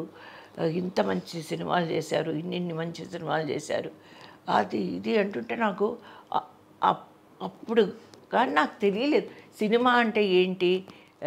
రామారావు గారు ఒక్కరే బాగా తెలుసు. వెళ్ళి రామారావు గారికి నమస్కారం చేశాను. అప్పుడు ఆయన అన్నారు, అమ్మ పెద్ద డైరెక్టరు కేవీ రెడ్డి గారు, ఆయనకు నమస్కారం చేయమ్మా అన్నారు. అంటే అది కూడా తెలియదు మనకు. రామారావు గారే తెలుసు కానీ కంటికి డైరెక్టర్ అంటే ఏంటి, ఓ దర్శకుడికి ఎంత వాల్యూ ఉంది ఆ సినిమాలో, వాళ్ళ ఇదేంటి ఏమీ తెలియదు. అదే ఏది చెప్తే అలా చేయడం అలా. తర్వాత వెలిగింది, బల్బు వెలిగింది అంటారు, అలాగా ఒకలాగా బాలచంద్ర గారి గురించి మాట్లాడుతుంటే అప్పటికి తమిళ్ బాగానే వచ్చింది, మాట్లాడడం అంతా ఒక లెవెల్కి వచ్చింది నాకు. అప్పటికి 5 years అయింది కదా చెన్నైకి వచ్చి.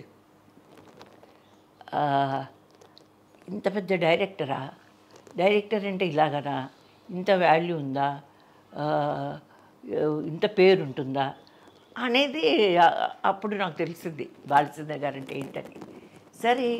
సరే అప్పుడు ఇంకా వెళ్ళిపోదాం అనే లోపల నాకు కరెక్ట్గా బాలచంద్ర గారి ఆఫీస్ నుంచి వచ్చింది, నన్ను చూడాలంటున్నారని. ఏ రోజు కూడా ఇంతవరకు అని చెప్తున్నాను, ఒక ఆఫీస్ ఎక్కి దిగింది లేదు, ఒక ఆఫీస్కి వెళ్ళింది లేదు. అవే వచ్చాయండి, అన్నీ అవే వచ్చాయి. అలాగే చేశాను. ఒక బాలచంద్ర గారు ఆఫీస్కి మటుకు భయపడుతూనే బండి పంపిస్తామన్నారు.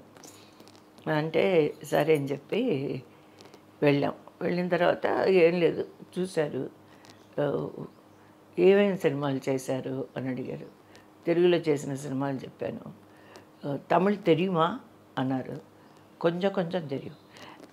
ఇది పోదుం అన్నారు, ఇది చాలు అన్నారు. కొంచెం తెలియం అన్నా, అంతే అన్నాను. సరే వచ్చేసిన తర్వాత ఇంక వెయిటింగ్. మళ్ళీ వెనక్కి గడపకి వెళ్ళాలనుకున్న వాళ్ళు మళ్ళీ అలా కూర్చున్నాం. వెంటనే మళ్ళీ ఇంకొకసారి రమ్మంటున్నారని అంటే మళ్ళీ వెళ్ళాం. ఏమి లేదు, చూశారు, వెళ్ళరండి అన్నారు. వచ్చేసాం. ఏంటి ఏం అర్థం కాలేదు. తర్వాత డేట్స్ పంపించారు. అదేంటంటే నా క్యారెక్టరు అమ్మాయి జై విజయ. ఫస్ట్ జై విజయ క్యారెక్టర్ నాకు ఇవ్వాలనుకున్నారు.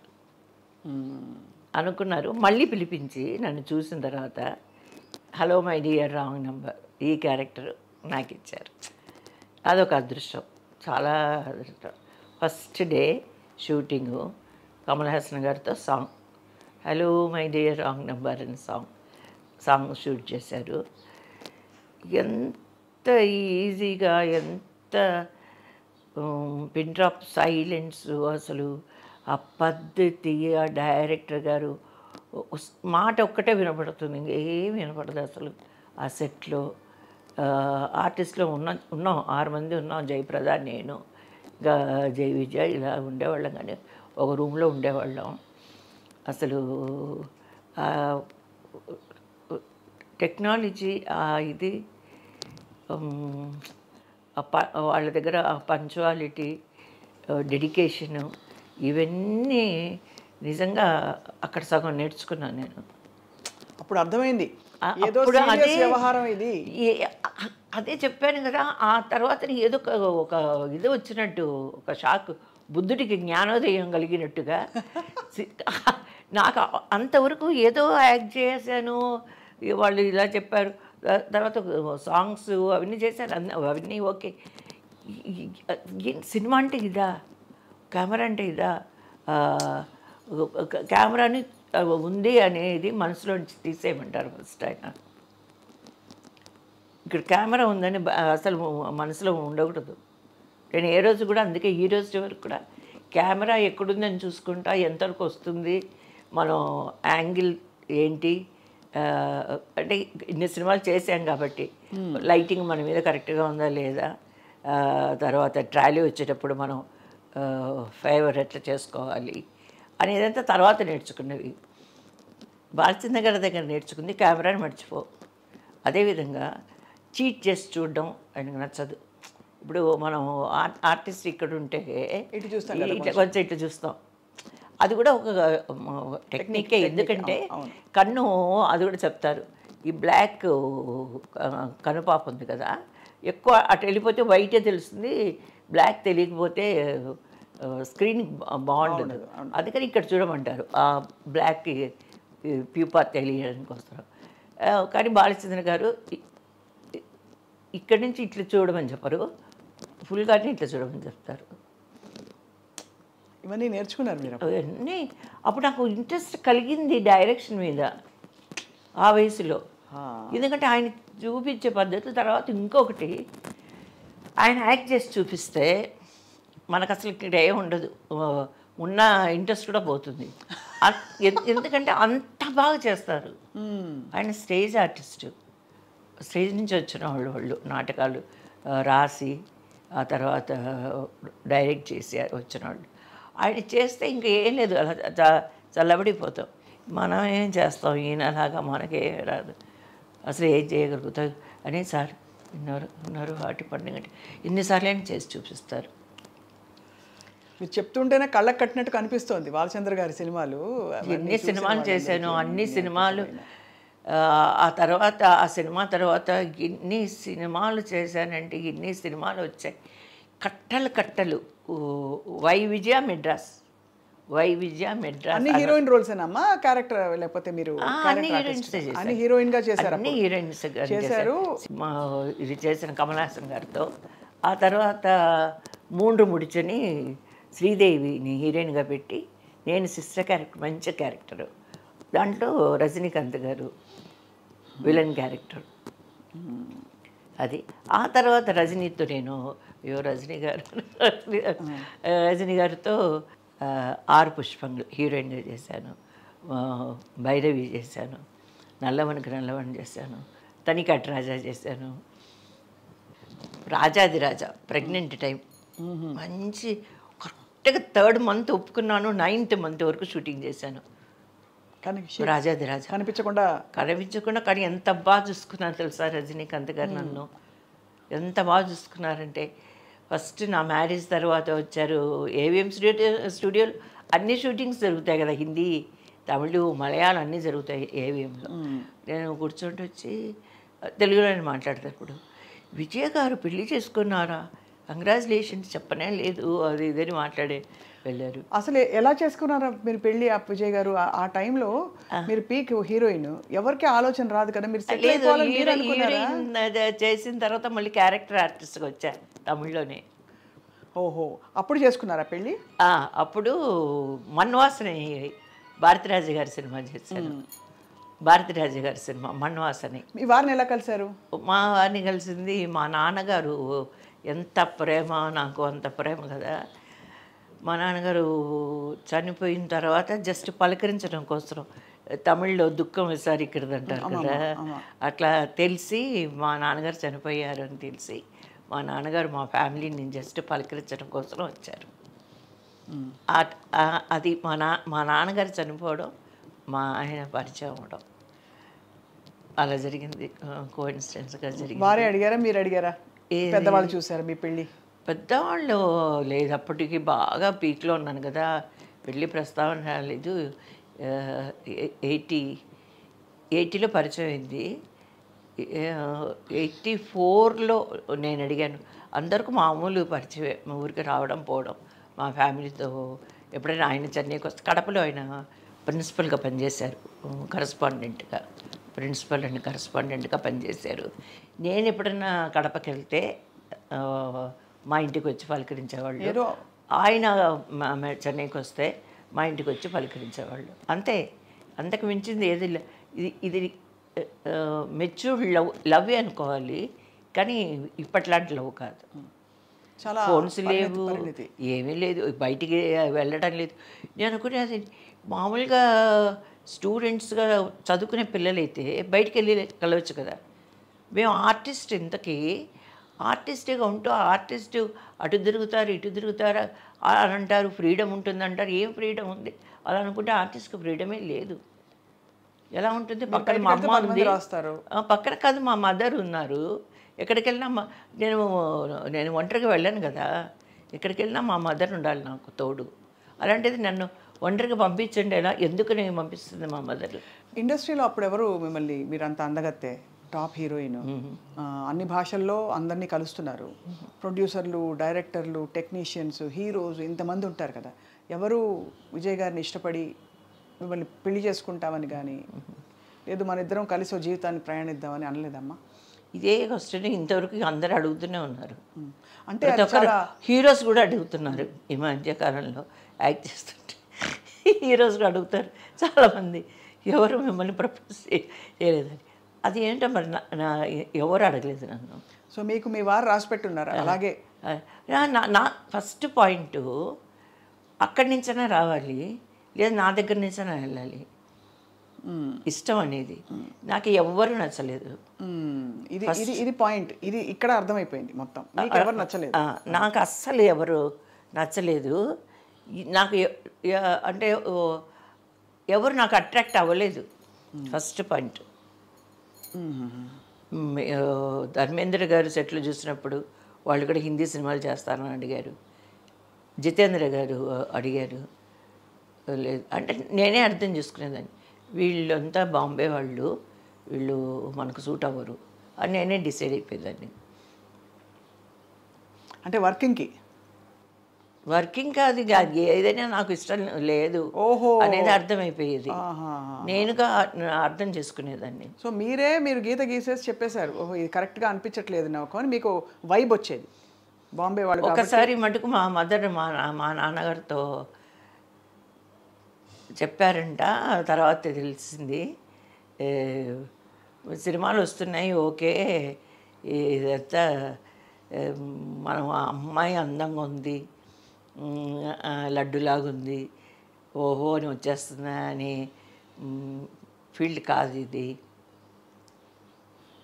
సంథింగ్ కూడా ఉన్నాయి ఇక్కడ అన్నట్టుగా మా అమ్మగారు మా నాన్నగారితో నా చిన్నప్పుడు ఎప్పుడో చెప్పినట్టు తర్వాత మా అమ్మగారు చెప్పారు. ఇక్కడ ఇతరత్ర విషయాలు వ్యవహారాలు ఉంటాయి, జాగ్రత్తగా ఉండాలి అన్నట్టు చెప్పినారు. మా అమ్మాయి అలాంటిది కాదు, మేము అలాంటి వాళ్ళం కాదు అన్నట్టుగానే మా మదరు క్లియర్ కట్గా ముందే అందరికీ చెప్పి పెట్టేశారు.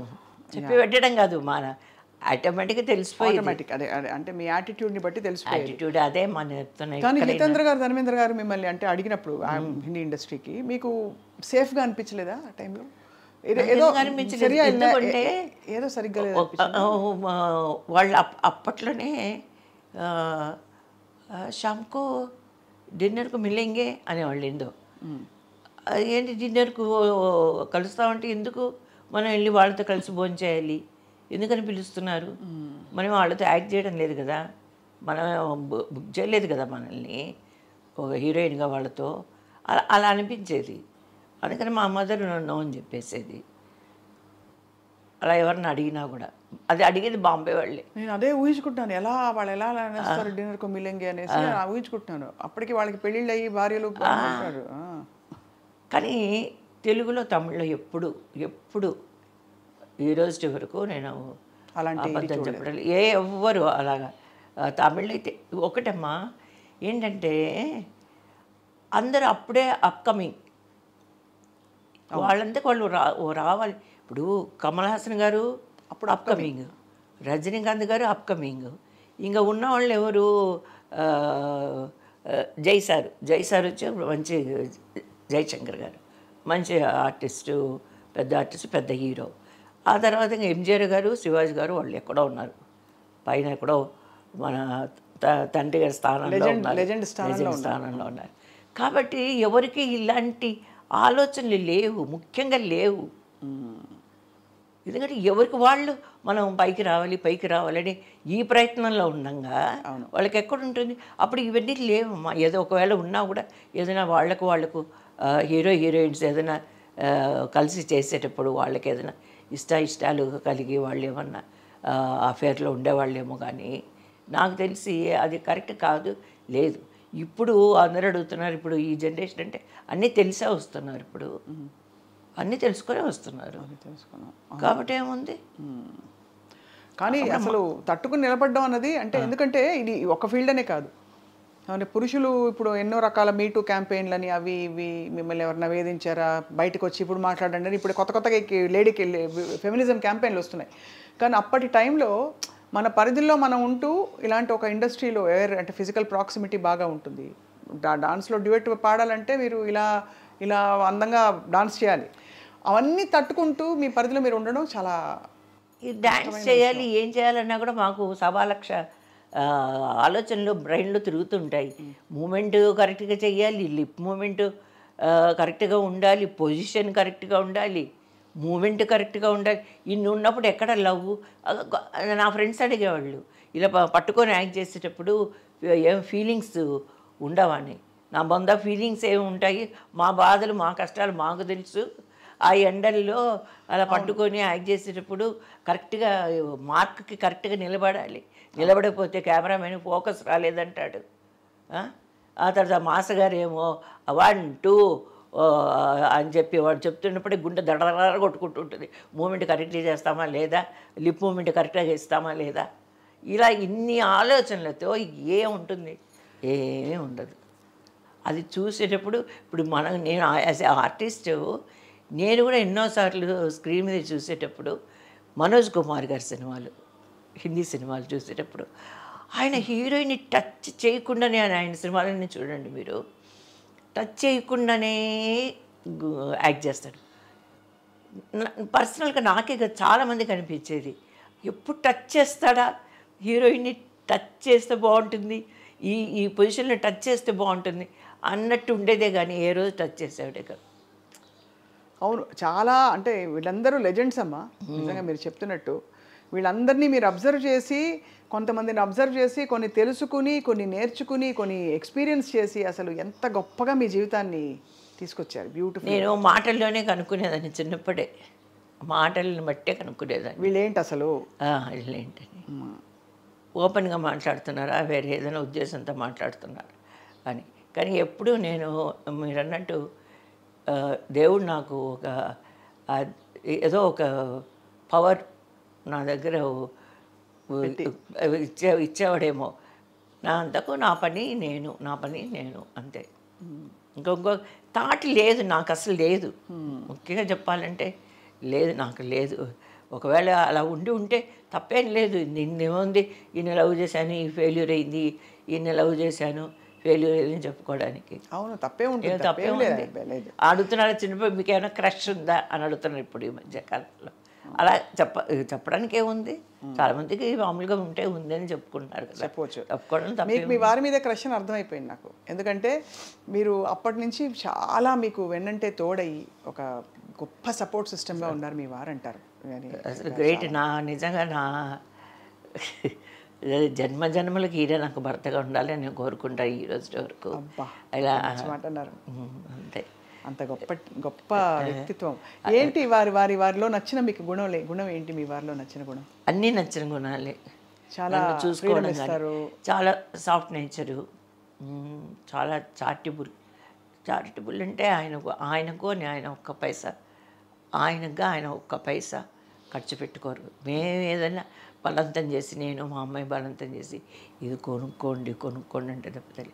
ఇది కొనుక్కోకుండా ఈ డబ్బుని వేరే ఎవరికైనా హెల్ప్ చేస్తే ఎలా ఉంటుంది అనేదే ఉంటుంది ఆయన ఆలోచన ఎప్పుడు. ఆ రోజు నుంచి ఈ రోజు వరకు ఆయన ఆలోచన అదే. ఎందుకు డబ్బు వేస్ట్ చేయడం, దీన్ని వేరే విధంగా ఎవరికైనా హెల్ప్ చేయొచ్చు కదా అనుకుంటారు. మనం ఒక చిన్న సాక్రిఫైస్ చేస్తే ఒక లైఫ్ ఏదో కొంచెం వాళ్ళకి హెల్ప్ చేసినట్టు ఉంటుంది కదా అని అనుకుంటారు. సాఫ్ట్ నేచర్, కోపం. అన్నిటికంటే ఎక్కువ మిమ్మల్ని ఫ్రీడమ్ ఇచ్చి మీకు సపోర్ట్ చేశారు కదా. మరి నేను ఆయన్ని 100% నమ్మాను. నాకు అసలు అనుమానాలు అనేది లేదు.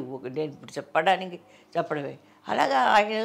ఆయనకు నేనేంటో ఆయన ఫుల్గా ఆయనకు తెలుసు కాబట్టి అది ఇంపార్టెంట్. అదే అందరు అంటారు, సినిమా ఫీల్డ్లో ఆల్మోస్ట్ అందరికీ తెలుసు మా ఆయన గురించి, ఆర్టిస్టులు అందరికీ తెలుసు.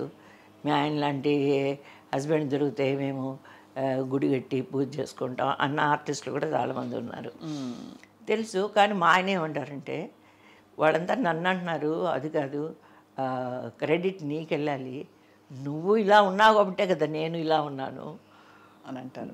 నువ్వు నన్ను చక్కగా చూసుకోవడం, నీకు నా మీద ప్రేమ అన్నీ ఉండి నువ్వు కరెక్ట్ సిన్సియర్గా ఉన్నావు కాబట్టే కదా నేను నీకు సిన్సియర్గా కరెక్ట్గా ఉన్నాను.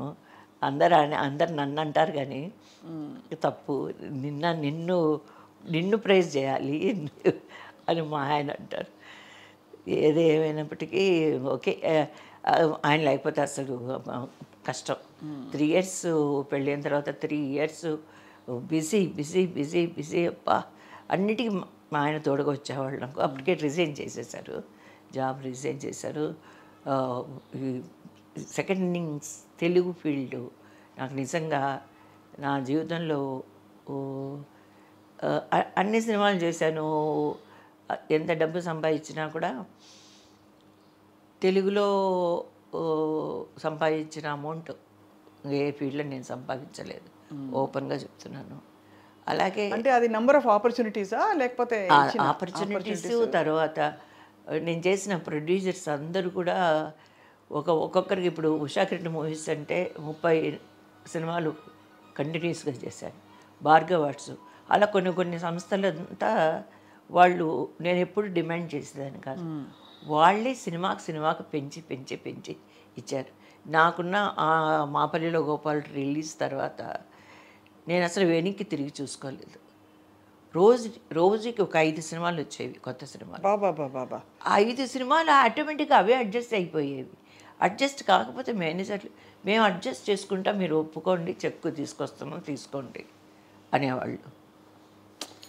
ఎంత అదృష్టం అలా చూడగలగడం. నేను నిజంగా నా జీవితంలో అప్ అండ్ డౌన్స్ అంటే నేను ఎప్పుడు డౌన్స్ పెద్దగా చూడకపోయినా కూడా నార్మల్ లైఫ్, నార్మల్ ఇది ఉండేది. మా నాన్నగారు మంచి జాబ్ చేసేవాళ్ళు. అది ఆర్థికంగా ఎప్పుడు మేము కష్టాలు చూడలేదు. 10 మంది హ్యాపీగా ఉండేవాళ్ళం, సొంత ఇంట్లో ఉండేవాళ్ళం, అన్నీ బాగా చూసుకునేవాళ్ళు. కానీ ఇంత సడన్గా ఇన్ని సినిమాలు చేసినా కూడా మామూలుగా లైఫ్, ఎందుకంటే 10 మంది పిల్లలు కదా, కరెక్ట్గా ఉండేది మాకు, దేనికి తక్కువ లేకుండా ఉండేది. కానీ ఇంత హైప్ ఇది నేను చూడలేదు. మాపల్లిలో గోపాల్ తర్వాత మన్వాసిని రావడం, అసలు మన్వాసిని సినిమాని నేను తమిళ్లో యాక్సెప్ట్ చేయనని చెప్పాను. చేయనని చెప్తే, ఎందుకంటే కొంచెం గ్లామర్ క్యారెక్టర్ లాగా ఉంది అని చిత్ర లక్ష్మణ్ గారు వచ్చారు ఇంటికి, ప్రొడ్యూసర్ వస్తే, భారతిరాజు గారు పెద్ద డైరెక్టర్ అమ్మా చెయ్యంటే, నేను చెయ్యనండి, గ్లామర్ అంతా చెయ్యను అని చెప్పాను. తర్వాత మా ఆయన ఇంట్లో ఉన్నారు, అప్పుడు పెళ్లి కాలేదు, 84. అన్నారు, నువ్వు ఏ క్యారెక్టర్ చేసినా పర్వాలేదు, ఎక్స్పోజ్ లేకుండా క్యారెక్టర్, నువ్వు ఆర్టిస్ట్వి. అదే ఆయన సపోర్ట్ ఆయన చేసి. అంటే కొంచెం వ్యాంపిష్ క్యారెక్టర్ అయినా పర్లేదు, క్యారెక్టర్ అయినా పర్వాలేదు చెప్పారు, చెయ్యి, నువ్వు ఆ క్యారెక్టర్కి న్యాయం చేకూర్చే విధంగా ఏ క్యారెక్టర్ చేసినా పర్వాలేదు, కానీ ఎక్స్పోజింగ్. సో ఎప్పుడు మీరు అంటే స్లీవ్లెస్ తప్పితే నేను వేసుకోలేదు అంతే.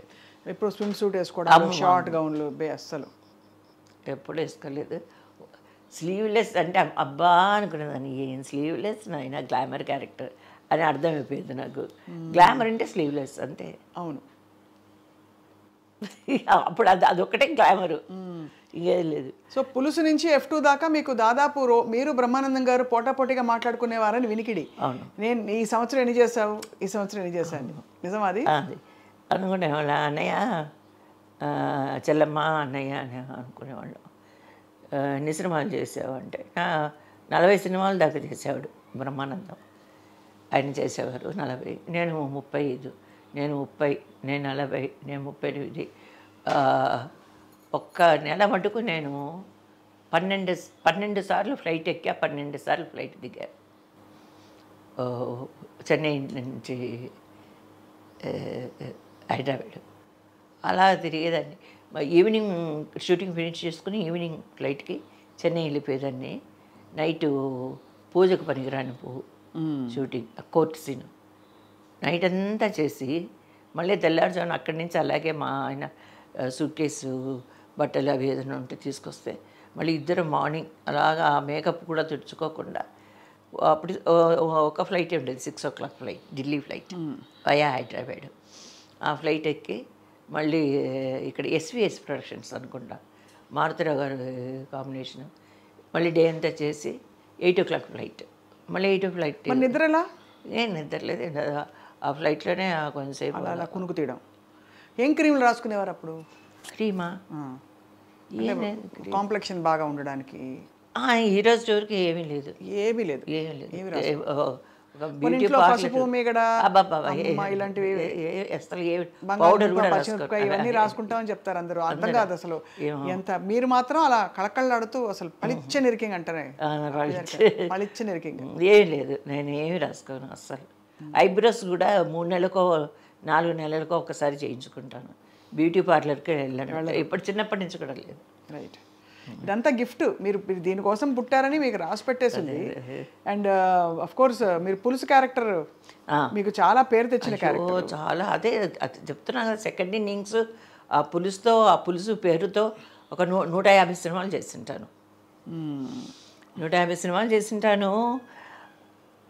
మీరు నమ్మరు, ఒక్క సంవత్సరం నా ఎర్నింగ్స్ నేను చెన్నైలో ప్లేస్ కొన్నా. ఒక సంవత్సరం ఎర్నింగ్స్తో ఇల్లు కట్టాను. మళ్ళీ ఇంతింత డబ్బులే, ఇంతింత. కానీ మీకు ఆ దృష్టి ఉంది కాబట్టి. దృష్టి అంటే ఒక రోజుకి 3 షూటింగ్లు చేసేదాన్ని. అవును, షిఫ్ట్ చాలా ఎంత కష్టం అమ్మా, చాలా కష్టం అంటే చాలా కష్టపడ్డాను. ఎందుకంటే ఎంత మీరు ఇష్టపడి పాజిటివ్గా ఆలోచించి చూసినా ప్రతి మనిషికి, ముఖ్యంగా ఒక ఆడపిల్లకి హాయిగా నెమ్మదిగా ఇరుకడం, అప్పుడే ఇరుకం వెళ్ళా. సో అది కాకుండా ఇటు పరిగెట్టు అటు పరిగెట్టు, ఎండ, ఇది అంతటి కారణం ఆయనే. అదే అన్న, ఒక వర్క్ చెయ్యి అనే తొందర కానీ, నువ్వు అసలు డైట్లో ఉండాలి అని కానీ, ఇలాంటివి ఏమీ లేదు. నన్ను బంగారంలాగా చూసుకునేటప్పుడు నాకు ఇంకా బాగా వర్క్ చేయాలనిపించేది. ఆయన తోడు నాతోనే ఉండేవారు, నాతోనే వచ్చేవారు. కాబట్టి నాకేంటి భయం, నాకు అన్నీ ఏం కావాలన్నీ చూసుకునేవాళ్ళు. అసలు ఆయనకు సినిమా గురించి ఏం తెలియకపోయినా, బట్ ఎవ్రీ టైం ఆయన ప్రొడ్యూసర్ సైడే ఉండేవారు. ఎన్నోసార్లు నాకు మైగ్రేన్ ఉండేది, కొన్ని సంవత్సరాలు 50 years వరకు మైగ్రేన్ తలనొప్పితో బాధపడేదాన్ని. అలాగే చేస్తే 3 సార్లు వచ్చేది మైగ్రేన్. చాలా కష్టపడ్డారండి మీరు నిజంగా. చాలా, అసలు యాక్ట్ చేసినప్పుడు వచ్చేసేది. ఆ లైట్స్ చూస్తుంటే అలా లైన్స్ లైన్స్ లైన్స్ లైన్స్. ఒకసారి వాణిశ్రీ గారితో డైలాగ్స్, పోటాపోటీగా డైలాగ్స్. ఒక పక్కన కళ్ళు కనపడడం లేదు, తలనొప్పి సుత్తితో బాదుతున్నట్టుంది. కానీ ఆవిడ కూడా చెప్పలేదు. ఎవరు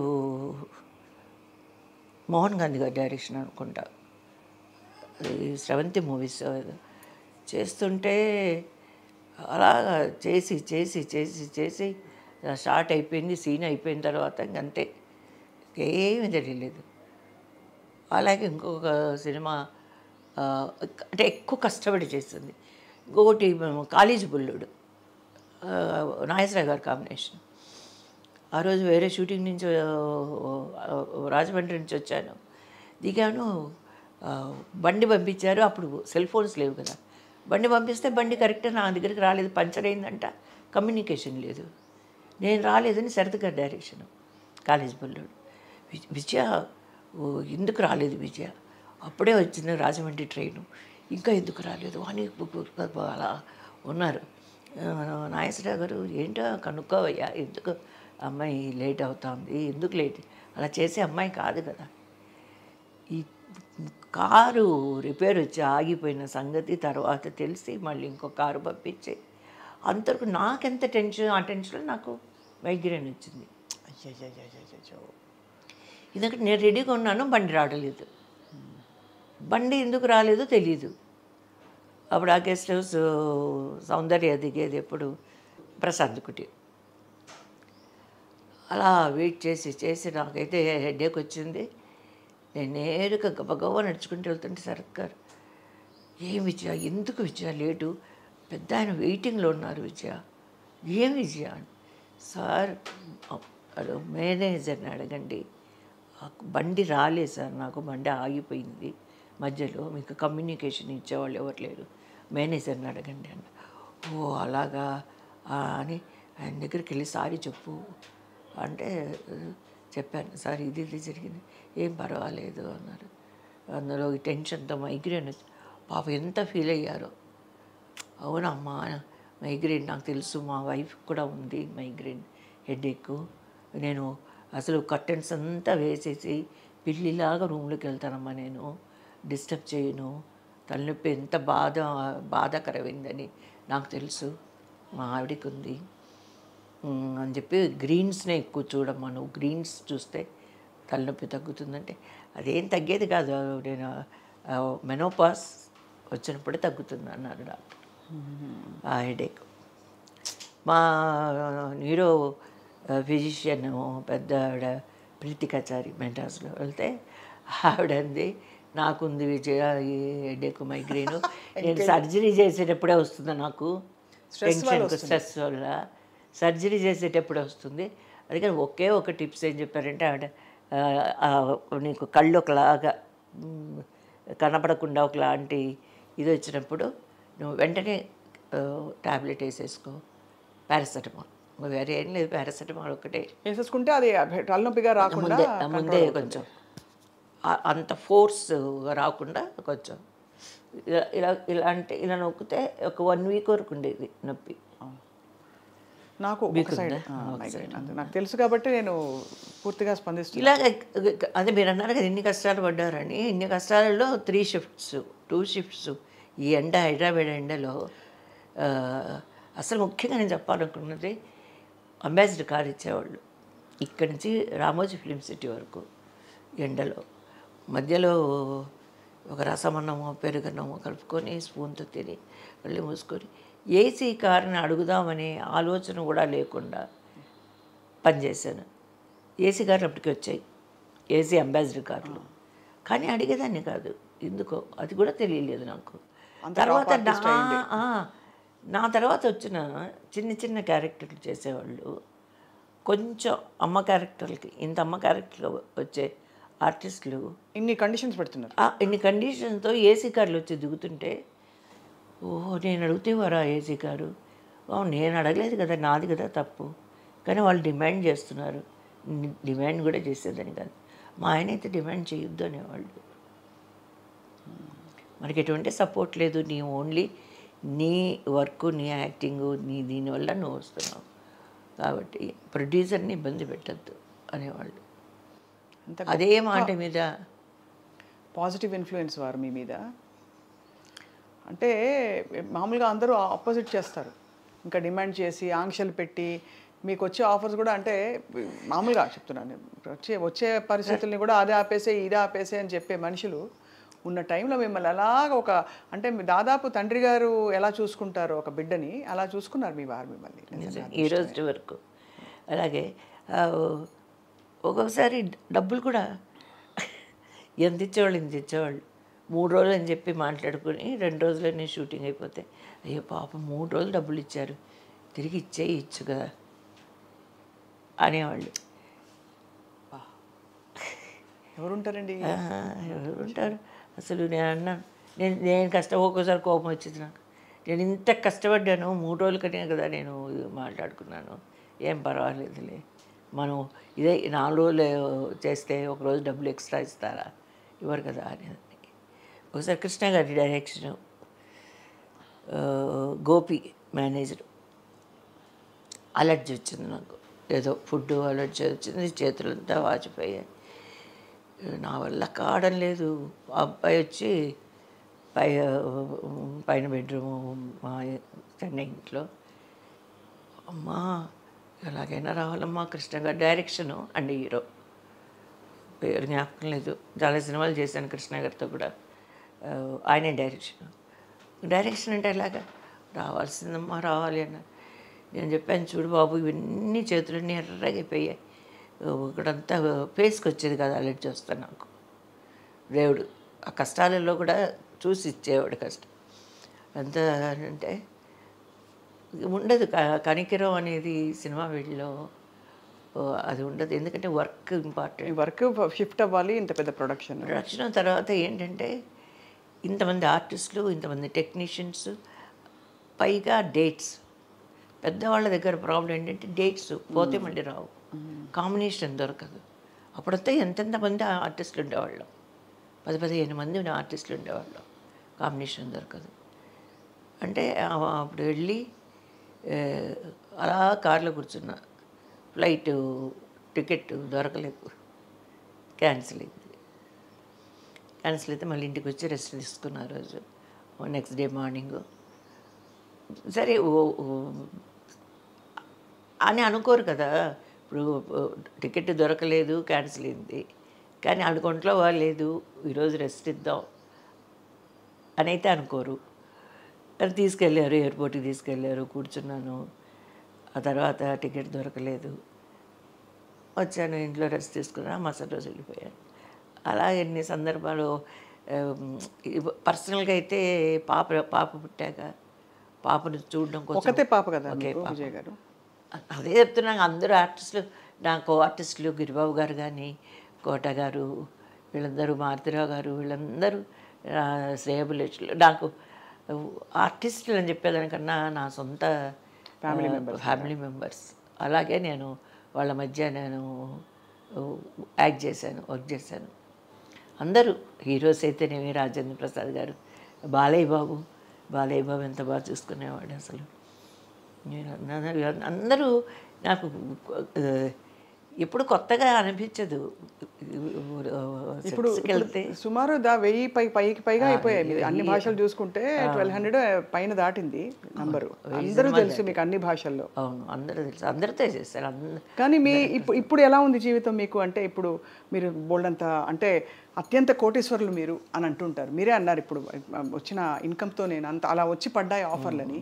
సో ఈ డబ్బులు కూడబెట్టి మీకు కోరికలు కూడా లేవన్నారు పెద్దగా, చీరలు నగలు ఏమీ లేదు. అది కూడా మా వారే సంవత్సరానికి ఇది నువ్వు ఇంత కొనాలి బంగారు అంటే అలా కొనేదాన్ని. అది కూడా డిక్లేర్ చేసేవారు. కానీ ఇప్పుడు మీ కోరిక ఏమిటి లైఫ్లో అసలు? What do you want? ఇప్పుడు విజయ్ గారు అంటే అసలు అందరికీ తెలియని వాళ్ళు ఉండరు. దేశవ్యాప్తంగా సినిమాలు చూసే వాళ్ళందరికీ తెలుసు మీరు ఆర్టిస్ట్గా, నాట్య కళాకారిణిగా, డాన్స్ లవర్స్కి తెలుసు. వాట్ ఈజ్ యువర్ డిజైర్ అండి? నాకు నా ప్రేయర్స్లో కూడా ఓపెన్గా చెప్తున్నాను, ఆరోగ్యంగా ఉండాలి ఫస్ట్, మనశ్శాంతిగా ఉండాలి. ఈ రెండే నా కోరికలు. నా చుట్టూ ఉన్న వాళ్ళందరూ హ్యాపీగా ఉండాలి. నా కళ్ళ ముందు మా ఇంట్లో వాళ్ళకి ఎవరికి ఏ హెల్త్ ఇష్యూస్ కానీ అపాయాలు కానీ ఏవి జరగకూడదు, అవన్నీ నేను చూడకూడదు. మీరు దేవుడు రోజు దండం పెట్టుకుంటారా? రోజు మార్నింగ్ నైట్ ఏ దేవుడికి మా దండం పెట్టుకుంటారు? నాన్నగారికి ఇష్టదైవం.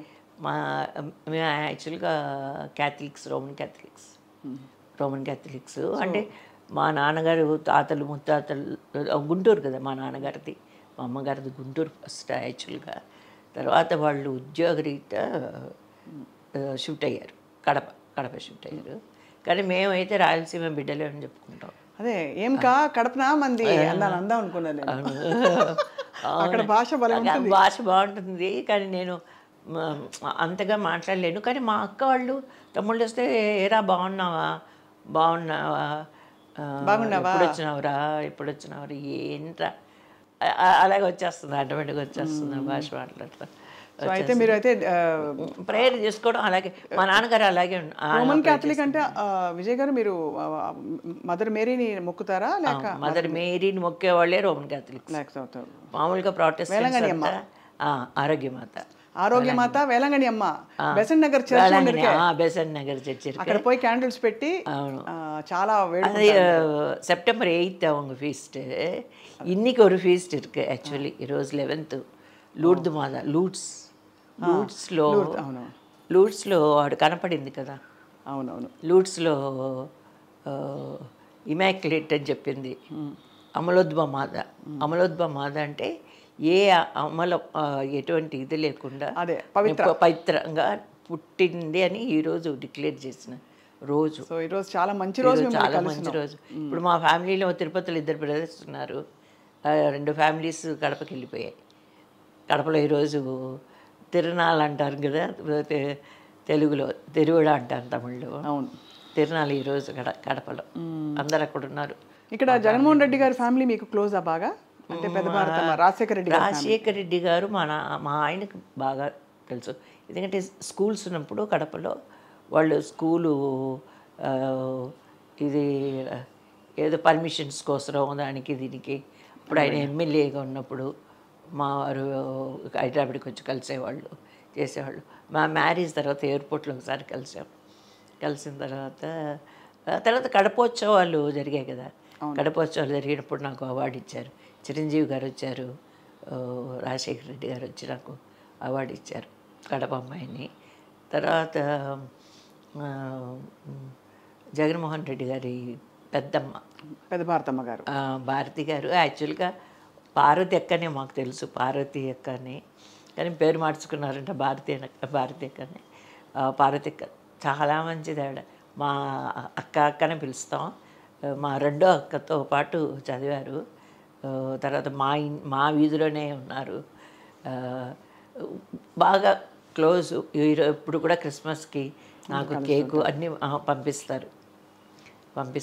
నేను న్యూ ఇయర్కి ఫస్ట్ చర్చికి వెళ్ళి వచ్చి అక్కని కలిసి వచ్చాను. మీరు ధన్యులు నిజంగా. మీకోసం ఏర్పడ్డ జీవితం మీరు పూర్తిగా సంపూర్ణంగా నమ్మకంతో మీ లైఫ్ని కొనసాగించారు. అది నిజమే, కానీ ఇవంతా పుట్టుకతో వచ్చే బుద్ధులా లేదంటే పెంపకంతో వచ్చే బుద్ధులా అని చూస్తే 2 కూడా నేను ఎప్పుడు అనలైజ్ చేస్తాను. కొన్ని పుట్టుకతోనే వస్తాయి, వచ్చేటప్పుడే మనం ఇలా ఉండాలి, ఇలా పెరగాలి అనుకుంటాం. అలాగే పెంపకంలో మా నాన్నగారు ప్రేమ ఒక్కటే తెలుసు ఆయనకి. ఆ ప్రేమని ఒలకపోయడమే తెలుసు, ప్రేమగా చూడడమే తెలుసు, ఇంకా ఏం తెలియదు మా నాన్నగారికి. అలాంటి మా నాన్నగారి కడుపులో పుట్టినందుకు అదే ఉంది. ఒక్కొక్కసారి అది లేకుండా వేరే విధంగా మార్చుకుందాం అనుకున్నా కూడా మార్చుకోలేకపోతున్నాను. అంటే అది బ్లడ్లో వచ్చిన గుణాలు అవన్నీ, అది మార్చుకోలేవు అనేది. అందుకు మార్చుకోవాలి. కానీ మనసున్న మనిషికి సుఖం లేదు ఇంతే అనే పాటలు మా నాన్నగారు ఎప్పుడు అనేవాళ్ళు. అంటే ఆయన ఆఫీస్లో కోఆపరేటివ్ మార్కెటింగ్ సొసైటీలో డిస్ట్రిక్ట్ మేనేజర్గా పనిచేశారు. కానీ అంత జెన్యూన్ పర్సన్. అలాగే మా పెంపకంలో కూడా అన్ని మంచి విషయాలే చెప్పే నేర్పించారు. ఇలాగే ఉండాలి, ఫాల్స్ ప్రెస్టేజ్ ఉండకూడదు, ఏది కూడా టూ మచ్గా ఉండకూడదు. మితంగా మోడరేషన్గా ఉండాలి, గ్రేషియస్గా ఉండాలి, తెలుసుకోవాలి. గురు దైవభక్తి, గురుభక్తి ఉండాలి. ఇలా ఇవే చాలు, ఇవి ఉంటే చాలు జీవితంలో చక్కగా పైకి రావచ్చు. ఇప్పుడు ఎవరిని తొక్కేస్తామా, ఎలా తొక్కేస్తామా, ఎలా పైకి వస్తామా, మారిపోయింది కదా ఇండస్ట్రీ. మారిపోయింది, చాలా మారిపోయింది. కానీ నేను దీన్ని తప్పు అని చెప్పను, ఎందుకంటే అన్నీ మారాలి. ఇప్పుడు మీడియా వైజ్ టెక్నాలజీ అన్నీ మారిపోయాయి. అప్పుడు మాకు టేక్ అంటే భయం ఉండదు కదా, ఫస్ట్ టేక్ ఓకే చాయ్, ఫిల్మ్ వేస్ట్ అయిపోతుందని గబగబా కొన్ని తమిళ సినిమాలు చూశాను, యాక్షన్ కట్ అలా ఉంటాయి. అంటే గుండె దడ యాక్ట్ చేసి విని లోపల కట్ అని పడుతుంది. అంటే పాపం అంతా బడ్జెట్ సినిమాలు చేసేవాళ్ళు. ఇప్పుడేముంది, అది చిప్పేసుకొని మానిటర్లు వేసుకొని చూసుకొని చెప్పింది చెప్పి డైలాగులు ఒరిజినాలిటీ పోతుంది. ఫస్ట్ టేక్ సెకండ్ టేక్లో ఉన్నంత ఉత్సాహం, ఎనర్జీ, పర్ఫెక్షన్ అసలు మళ్ళీ 10 టేకులు తీస్తే ఏముంటుంది. ఓ మైండ్ ఎలా ఉంటుందంటే డ్రై అయిపోయి మనం చెప్పే డైలాగ్ మనకే తెలియకుండా, మనం ఏం చెప్తున్నాం ఏమో తెలియకుండా లైఫ్ ఉండదు. అవును, లైఫ్ ఉండదు. కానీ వాళ్ళకేం కావాలో వాళ్ళకి తెలియదు. అవును, ఆ 10 టేకుల్లో మేము ఏం తప్పు చేస్తున్నామో కరెక్ట్గా చెప్పలేరు. ఇది పర్ఫెక్ట్ కదా. ఒక చిన్న రిక్వెస్ట్ చెప్పండి, మీ డాన్స్ స్టెప్ ఒకటి చూడాలి అన్నాను. కానీ ఇప్పుడు నా తలాంగు తక్కదిమి తక్కదది ఎన్నతో తలాంగు తక్కదిమి తక్కదది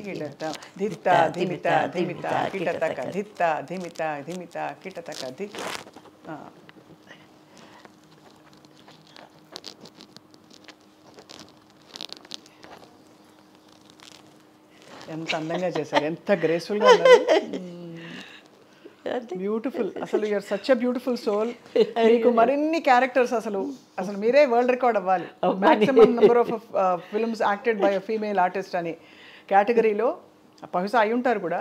మీరు అలా రాణిస్తూ ఏం లేదు, నాకు ఒకటే అదే కోరిక అన్నారు కదా, హెల్తీగా ఇప్పుడున్న హెల్త్ ఇలాగే ఇంకా మంచి హెల్త్ అంటే ఎక్కడ వస్తుంది, ఏజ్ పోను కొంచెం పీస్ఫుల్గా ఉండాలి.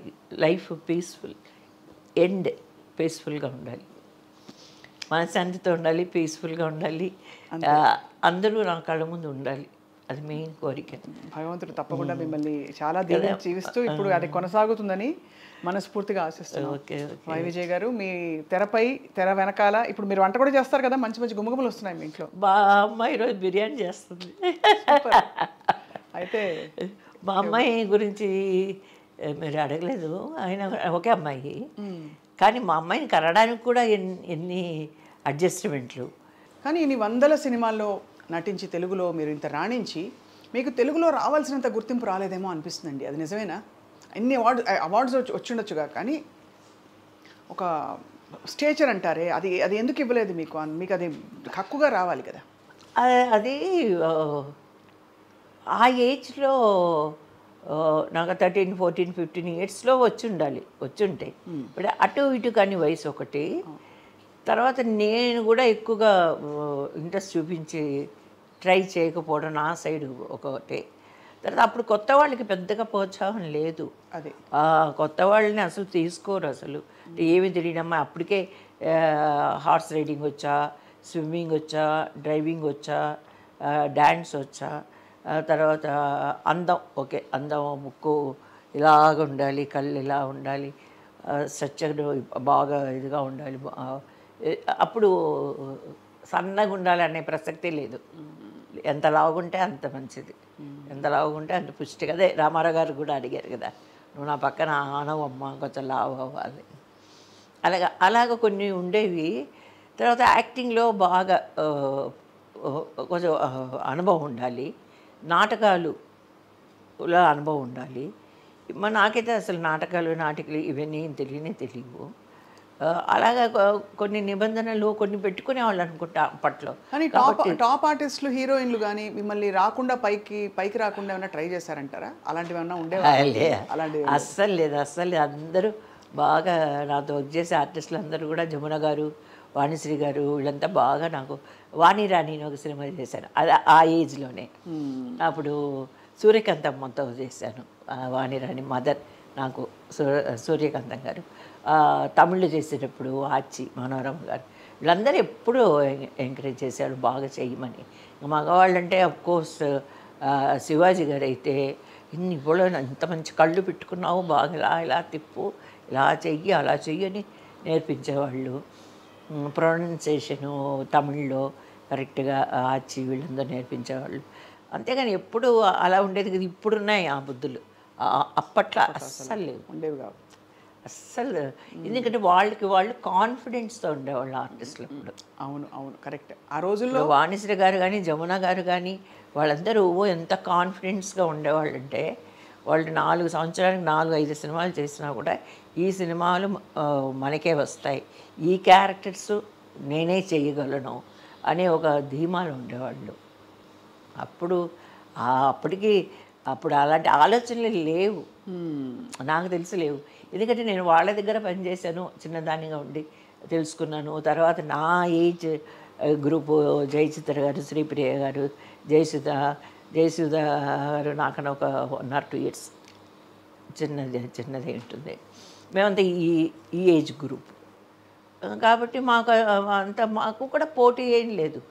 ఊరికే అనుకోవడమే. హీరోయిన్గా ఒక హీరోతో కొంతమంది ఎక్కువ హీరోయిన్గా పనిచేసేవాళ్ళు. మీరు ఎవరికి హిట్ పేరు? నేను అందరితో చేశాను కాబట్టి అదంతా లేదు.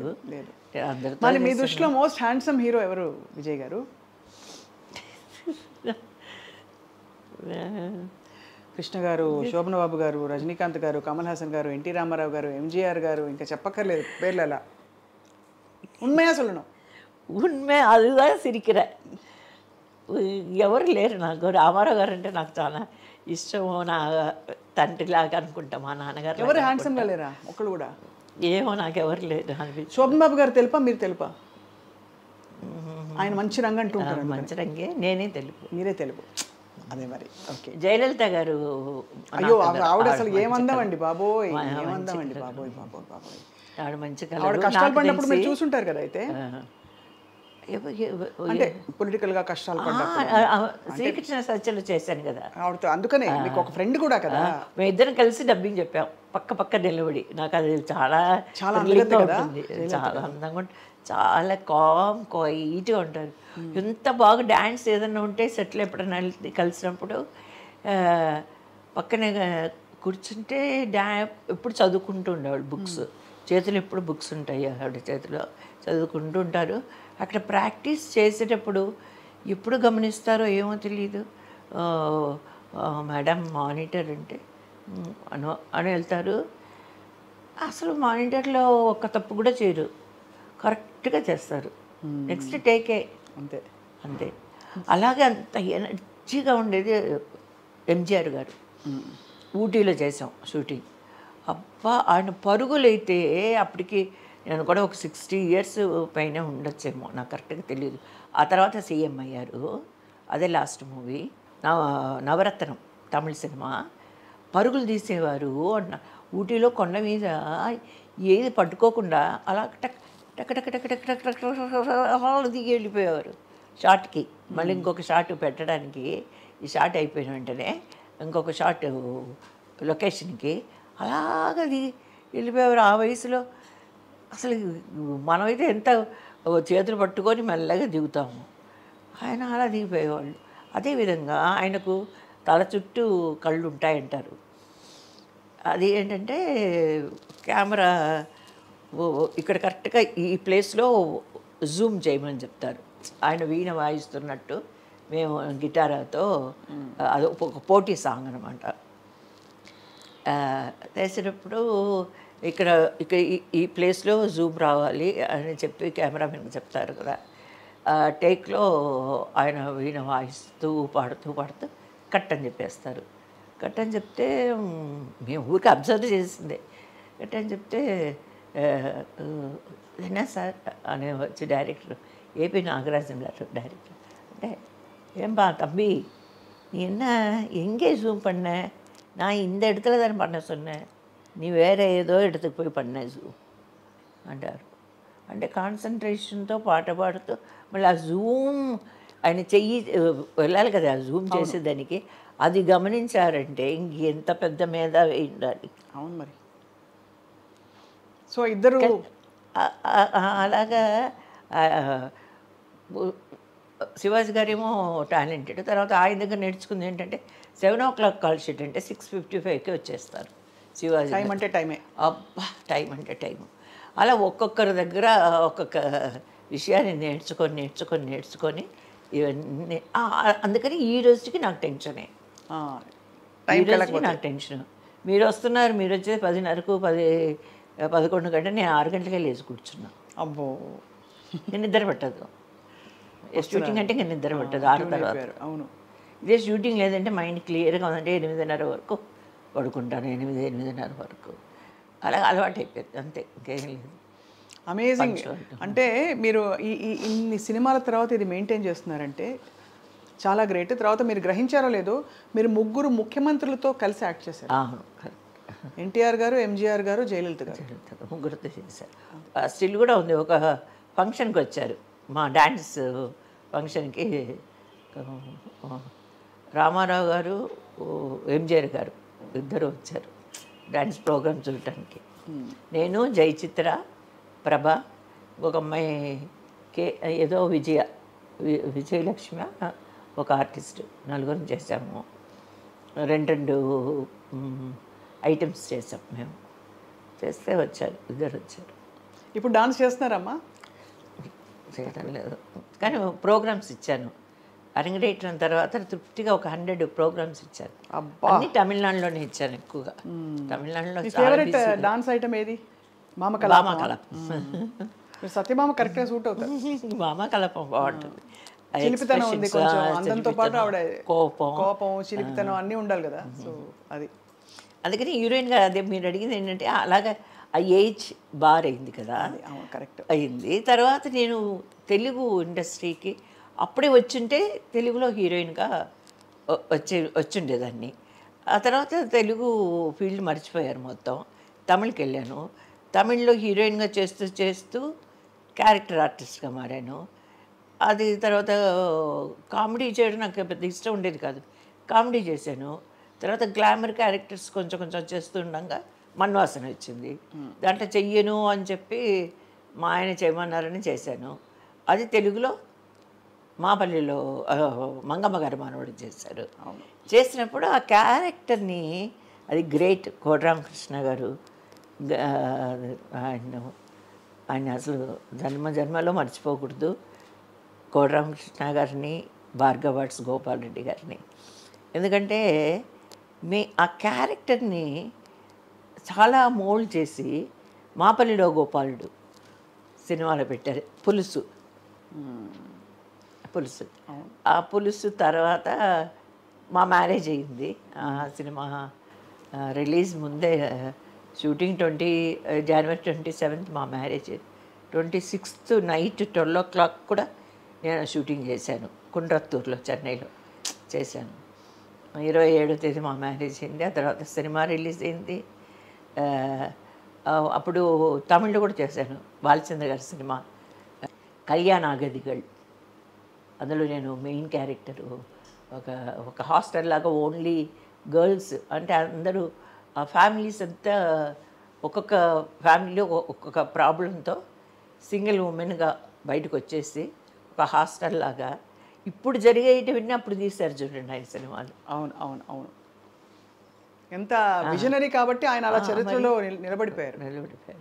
మీరు ఇంత మంచి అద్భుతమైన నటిగా మీ సినిమా ఇండస్ట్రీ చూశారు. మీ అమ్మాయిని మీ తర్వాత ఇండస్ట్రీ ఇంట్రడ్యూస్ చేయాలని కానీ తనకి ఇంట్రెస్ట్ కానీ లేదా? అస్సలు పాపం ఒకవేళ ఉందో ఏమో ఈ రోజు వరకు నేను అడగలేదు. అప్పట్లో చదువు ముఖ్యం అని చెప్పి మా ఆయన చదువు చాలా, ఆయన దీంట్లోనే ఉన్నారు కాబట్టి, ప్రిన్సిపల్గా కరెస్పాండెంట్గా ఉన్నారు కాబట్టి మా అమ్మాయి చదువు విషయంతా మా ఆయనే టేకప్ చేశారు. ఏ రోజు మేము అడగలేదు. షూటింగ్స్కి వచ్చేది కానీ స్పాట్కు తీసుకెళ్ళేదని కాదు. మా ఆయన కానీ మా పాప కానీ రూమ్లోనే ఉండేవాళ్ళు. తర్వాత కాలేజ్ అయిపోయింది. కాలేజ్ అయిన తర్వాత జాబ్ చేసింది 2 years. అంటే మేము కావాలని కొంచెం ఎక్స్పోజ్ అవ్వాలి ప్రపంచానికి, అది తెలియాలి, ప్రపంచం అంటే ఏంటని తెలియాలని 2 సంవత్సరాలు జాబ్ చేసింది. ఆ తర్వాత పెళ్లి చేసేసాం. మీరే చూస్ చేసేసారు? మేమే చూసి అరేంజ్ మ్యారేజే. తనకు 23 years ఉన్నప్పుడే చేసేసాం. మీకు మనవడు కదా? మనవడు పేరు రూబెన్. రూబెన్ రూబెన్ ఇక్కడే ఢిల్లీ పబ్లిక్ స్కూల్లో చదువుతున్నాడు. ఇప్పుడు బాబు కోసం పాప కోసం నేను మా ఆయన హైదరాబాద్ షిఫ్ట్ అయిపోయారు. ఎనివే ఇప్పుడు ఇండస్ట్రీ అంతా ఇక్కడే ఉంది. ఓకే, నాకు అన్ని కలిసి వచ్చాయి. అన్నీ ఉన్నాయండి హైదరాబాద్లో, ఎక్కడికి వెళ్ళాల్సిన అవసరం లేదు. అదే అన్ని మంచి హాస్పిటల్స్ ఉన్నాయి. మంచి అబ్బా మారిపోయింది అసలు. అప్పటికి ఇప్పటికి ఇది ఫారిన్ లాగా ఉంది ఇప్పుడు హైదరాబాద్. అంత అది కేసీఆర్ గారి పాలన చెప్పాలంటే కదా, నిజంగా గ్రేట్. అసలు కొన్ని చోట ఇటు సైడ్ గచ్చిబౌలి, ఇటు సైడ్ మాదాపూర్, ఇటు సైడ్ అంతా వెళ్తుంటే ఏదో ఆ బ్రిడ్జెస్ ఎక్కి దిగుతుంటే ఏదో ఫారెన్లో కొన్ని ఏరియాస్ బ్యూటిఫుల్గా ఉన్నాయి, చాలా బాగున్నాయి. చాలా ఇక్కడ ఓఆర్ఆర్ కానీ అన్నీ చాలా బాగున్నాయి. అప్పట్లో మేము అందరికీ తెలుసు, మాకు జూబ్లీ హిల్స్ వరకు, బంజారా హిల్స్, జూబ్లీ హిల్స్ అంతే. ఆ తర్వాత ఈ కొండ దిగలేదు మేము ఇప్పుడు. పద్మాలయ స్టూడియోకి రావాలంటే కొండ ఎక్కేవాళ్ళు. అదే ఇప్పుడు కొండ దిగినాకనే ఉంది అంతా ప్రపంచం అంతా. మీరు ఎప్పుడు పాలిటిక్స్లోకి యాక్టివ్గా రాలేదా? వచ్చారా, రావాలనుకున్నారా క్యాంపెయినింగ్కి? దానికి లేదు. తమిళనాడులో అడిగారు, డిఎంకే సైడ్ అడిగారు, ఏడిఎంకే సైడ్ అడిగారు. బాబాయ్ వద్దు, అసలు 2 సైడ్లు మాట్లాడడం మనకు చేత కాదు. అసలు చాలా విషయాలు అనవసరంగా వీళ్ళని తిట్టాలి, వాళ్ళని తిట్టాలి, ఎందుకు వచ్చిన గొడవ, ఆ పాపనంత వద్దు మనకు అనుకున్నా. పాలిటిక్స్ అయితే తెలంగాణ, ఆంధ్ర పాలిటిక్స్ పెద్దగా నాకు తెలీదు. తమిళనాడు పాలిటిక్స్ మా ఆయన చూస్తుంటారు కాబట్టి చెప్తుంటారు, వింటుంటాను. ఆ పాలిటిక్స్ కొంచెం తెలుసు కానీ మనకు చాలా దూరం, పాలిటిక్స్కి చాలా దూరం. నాకు తెలిసినప్పుడు నేను దిగను. మనం భరించలేము అవన్నీ. ఇంకా టెన్షన్. సినిమాలన్నా యాక్ట్ చేయాలి, అక్కడ ఇంకా యాక్ట్ చేయాలి కదా. అవునవును, సినిమాల్లో మీరు ఇంకా కనిపించాలి. మీరు ఇంకా ఎంత మీకు 50 ఏళ్ళు, 48 ఏళ్ళు, 50 ఏళ్ళు అంటే అందరూ అలాంటి క్యారెక్టర్స్ అన్నీ మీకు ఇచ్చేయచ్చు హ్యాపీగా. నిజమా? 45 45 అంటే ఇంట్లో కొంచెం పెద్దదిన అలాంటి క్యారెక్టర్స్ అన్నీ మీరే చేసేయాలి.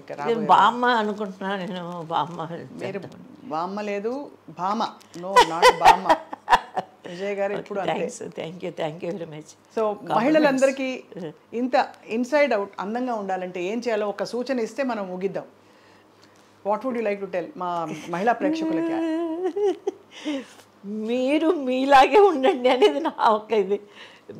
ఏంటో చాలా నేను కూడా చూస్తుంటాను, రీల్స్లో అందులో చూస్తుంటాను. నేను కూడా అనుకుంటాను బ్యూటీ పార్లర్కి వెళ్దామా అని. కానీ కొంతమంది నాకు గుడ్ ఫ్రెండ్స్ ఏం చెప్తారంటే, ఎక్కడికి వెళ్ళొద్దండి, మీరు ఎలా ఉన్నారో అలాగే ఉండండి అంటారు. నేను ఒకసారి అపోలో హాస్పిటల్కి వెళ్ళి ఫేస్ లిఫ్టింగ్కి వెళ్ళాను. వెళ్తే డాక్టర్ రామచంద్రన్ అనుకుంటా, ఆయన అన్నారు, என்ன பண்ணணும் உங்கள் ஃபேஸ்க்கு என்ன பண்ணணும் అన్నారు. సార్ ఇక్కడ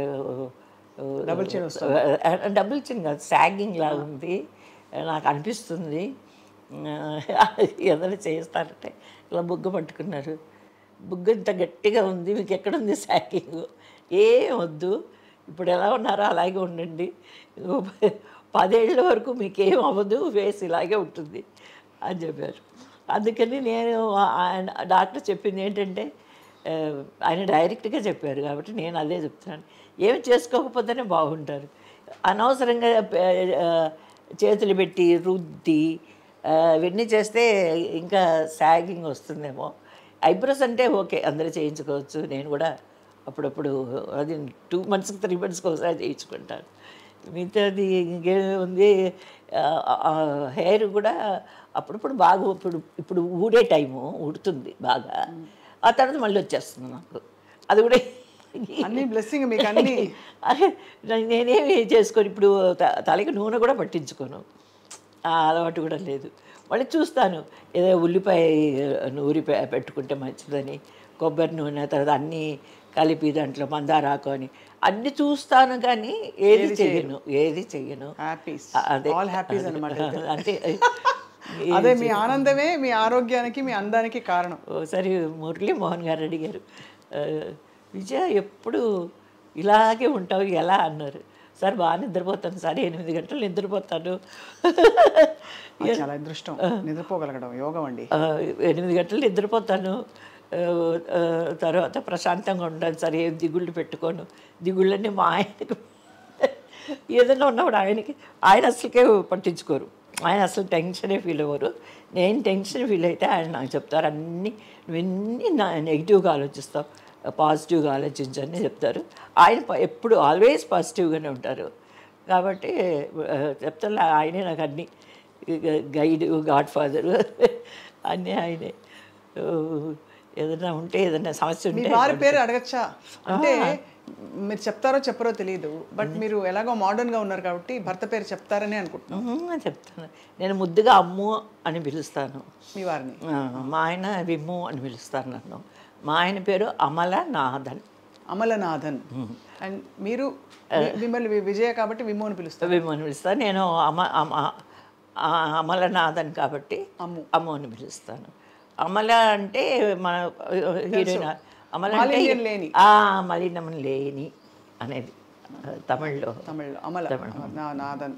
కొంతమందికి అమలనాథన్ అనుకుంటారు, అంటే అమర్నాథ్ అనుకుంటారు, కాదు అమలనాథన్. వాళ్ళు ఏమనుకున్నా అన్నిట్లో కామన్గా వచ్చేది అమ్ము కాబట్టి అలాగే సెటిల్. అదే సూపర్.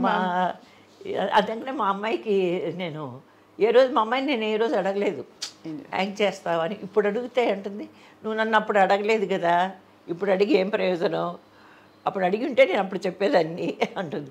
అంటే మనసులో ఒకవేళ యాక్ట్ చేయాలని ఉండేదేమో తెలీదు. కానీ ఇప్పుడే ఉంది, ఇప్పుడే ఏం చేయదు చెప్తున్నా నేను. కానీ అది బ్లెస్సింగ్సే.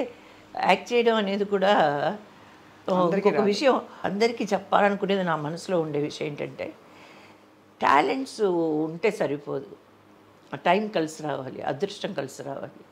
అది కొంచెమన్నా ఉంటేనే మనం ఈ ఫీల్డ్లో నిలదొక్కుంటామేమో అని నాకు ఇప్పుడు అనిపిస్తుంది. ఎందుకంటే 3 years బేబీస్, 3 years బాయ్స్ ఇంత చక్కగా పాటలు పాడుతున్నారు, ఎంత బాగా డ్యాన్సులు చేస్తున్నారు.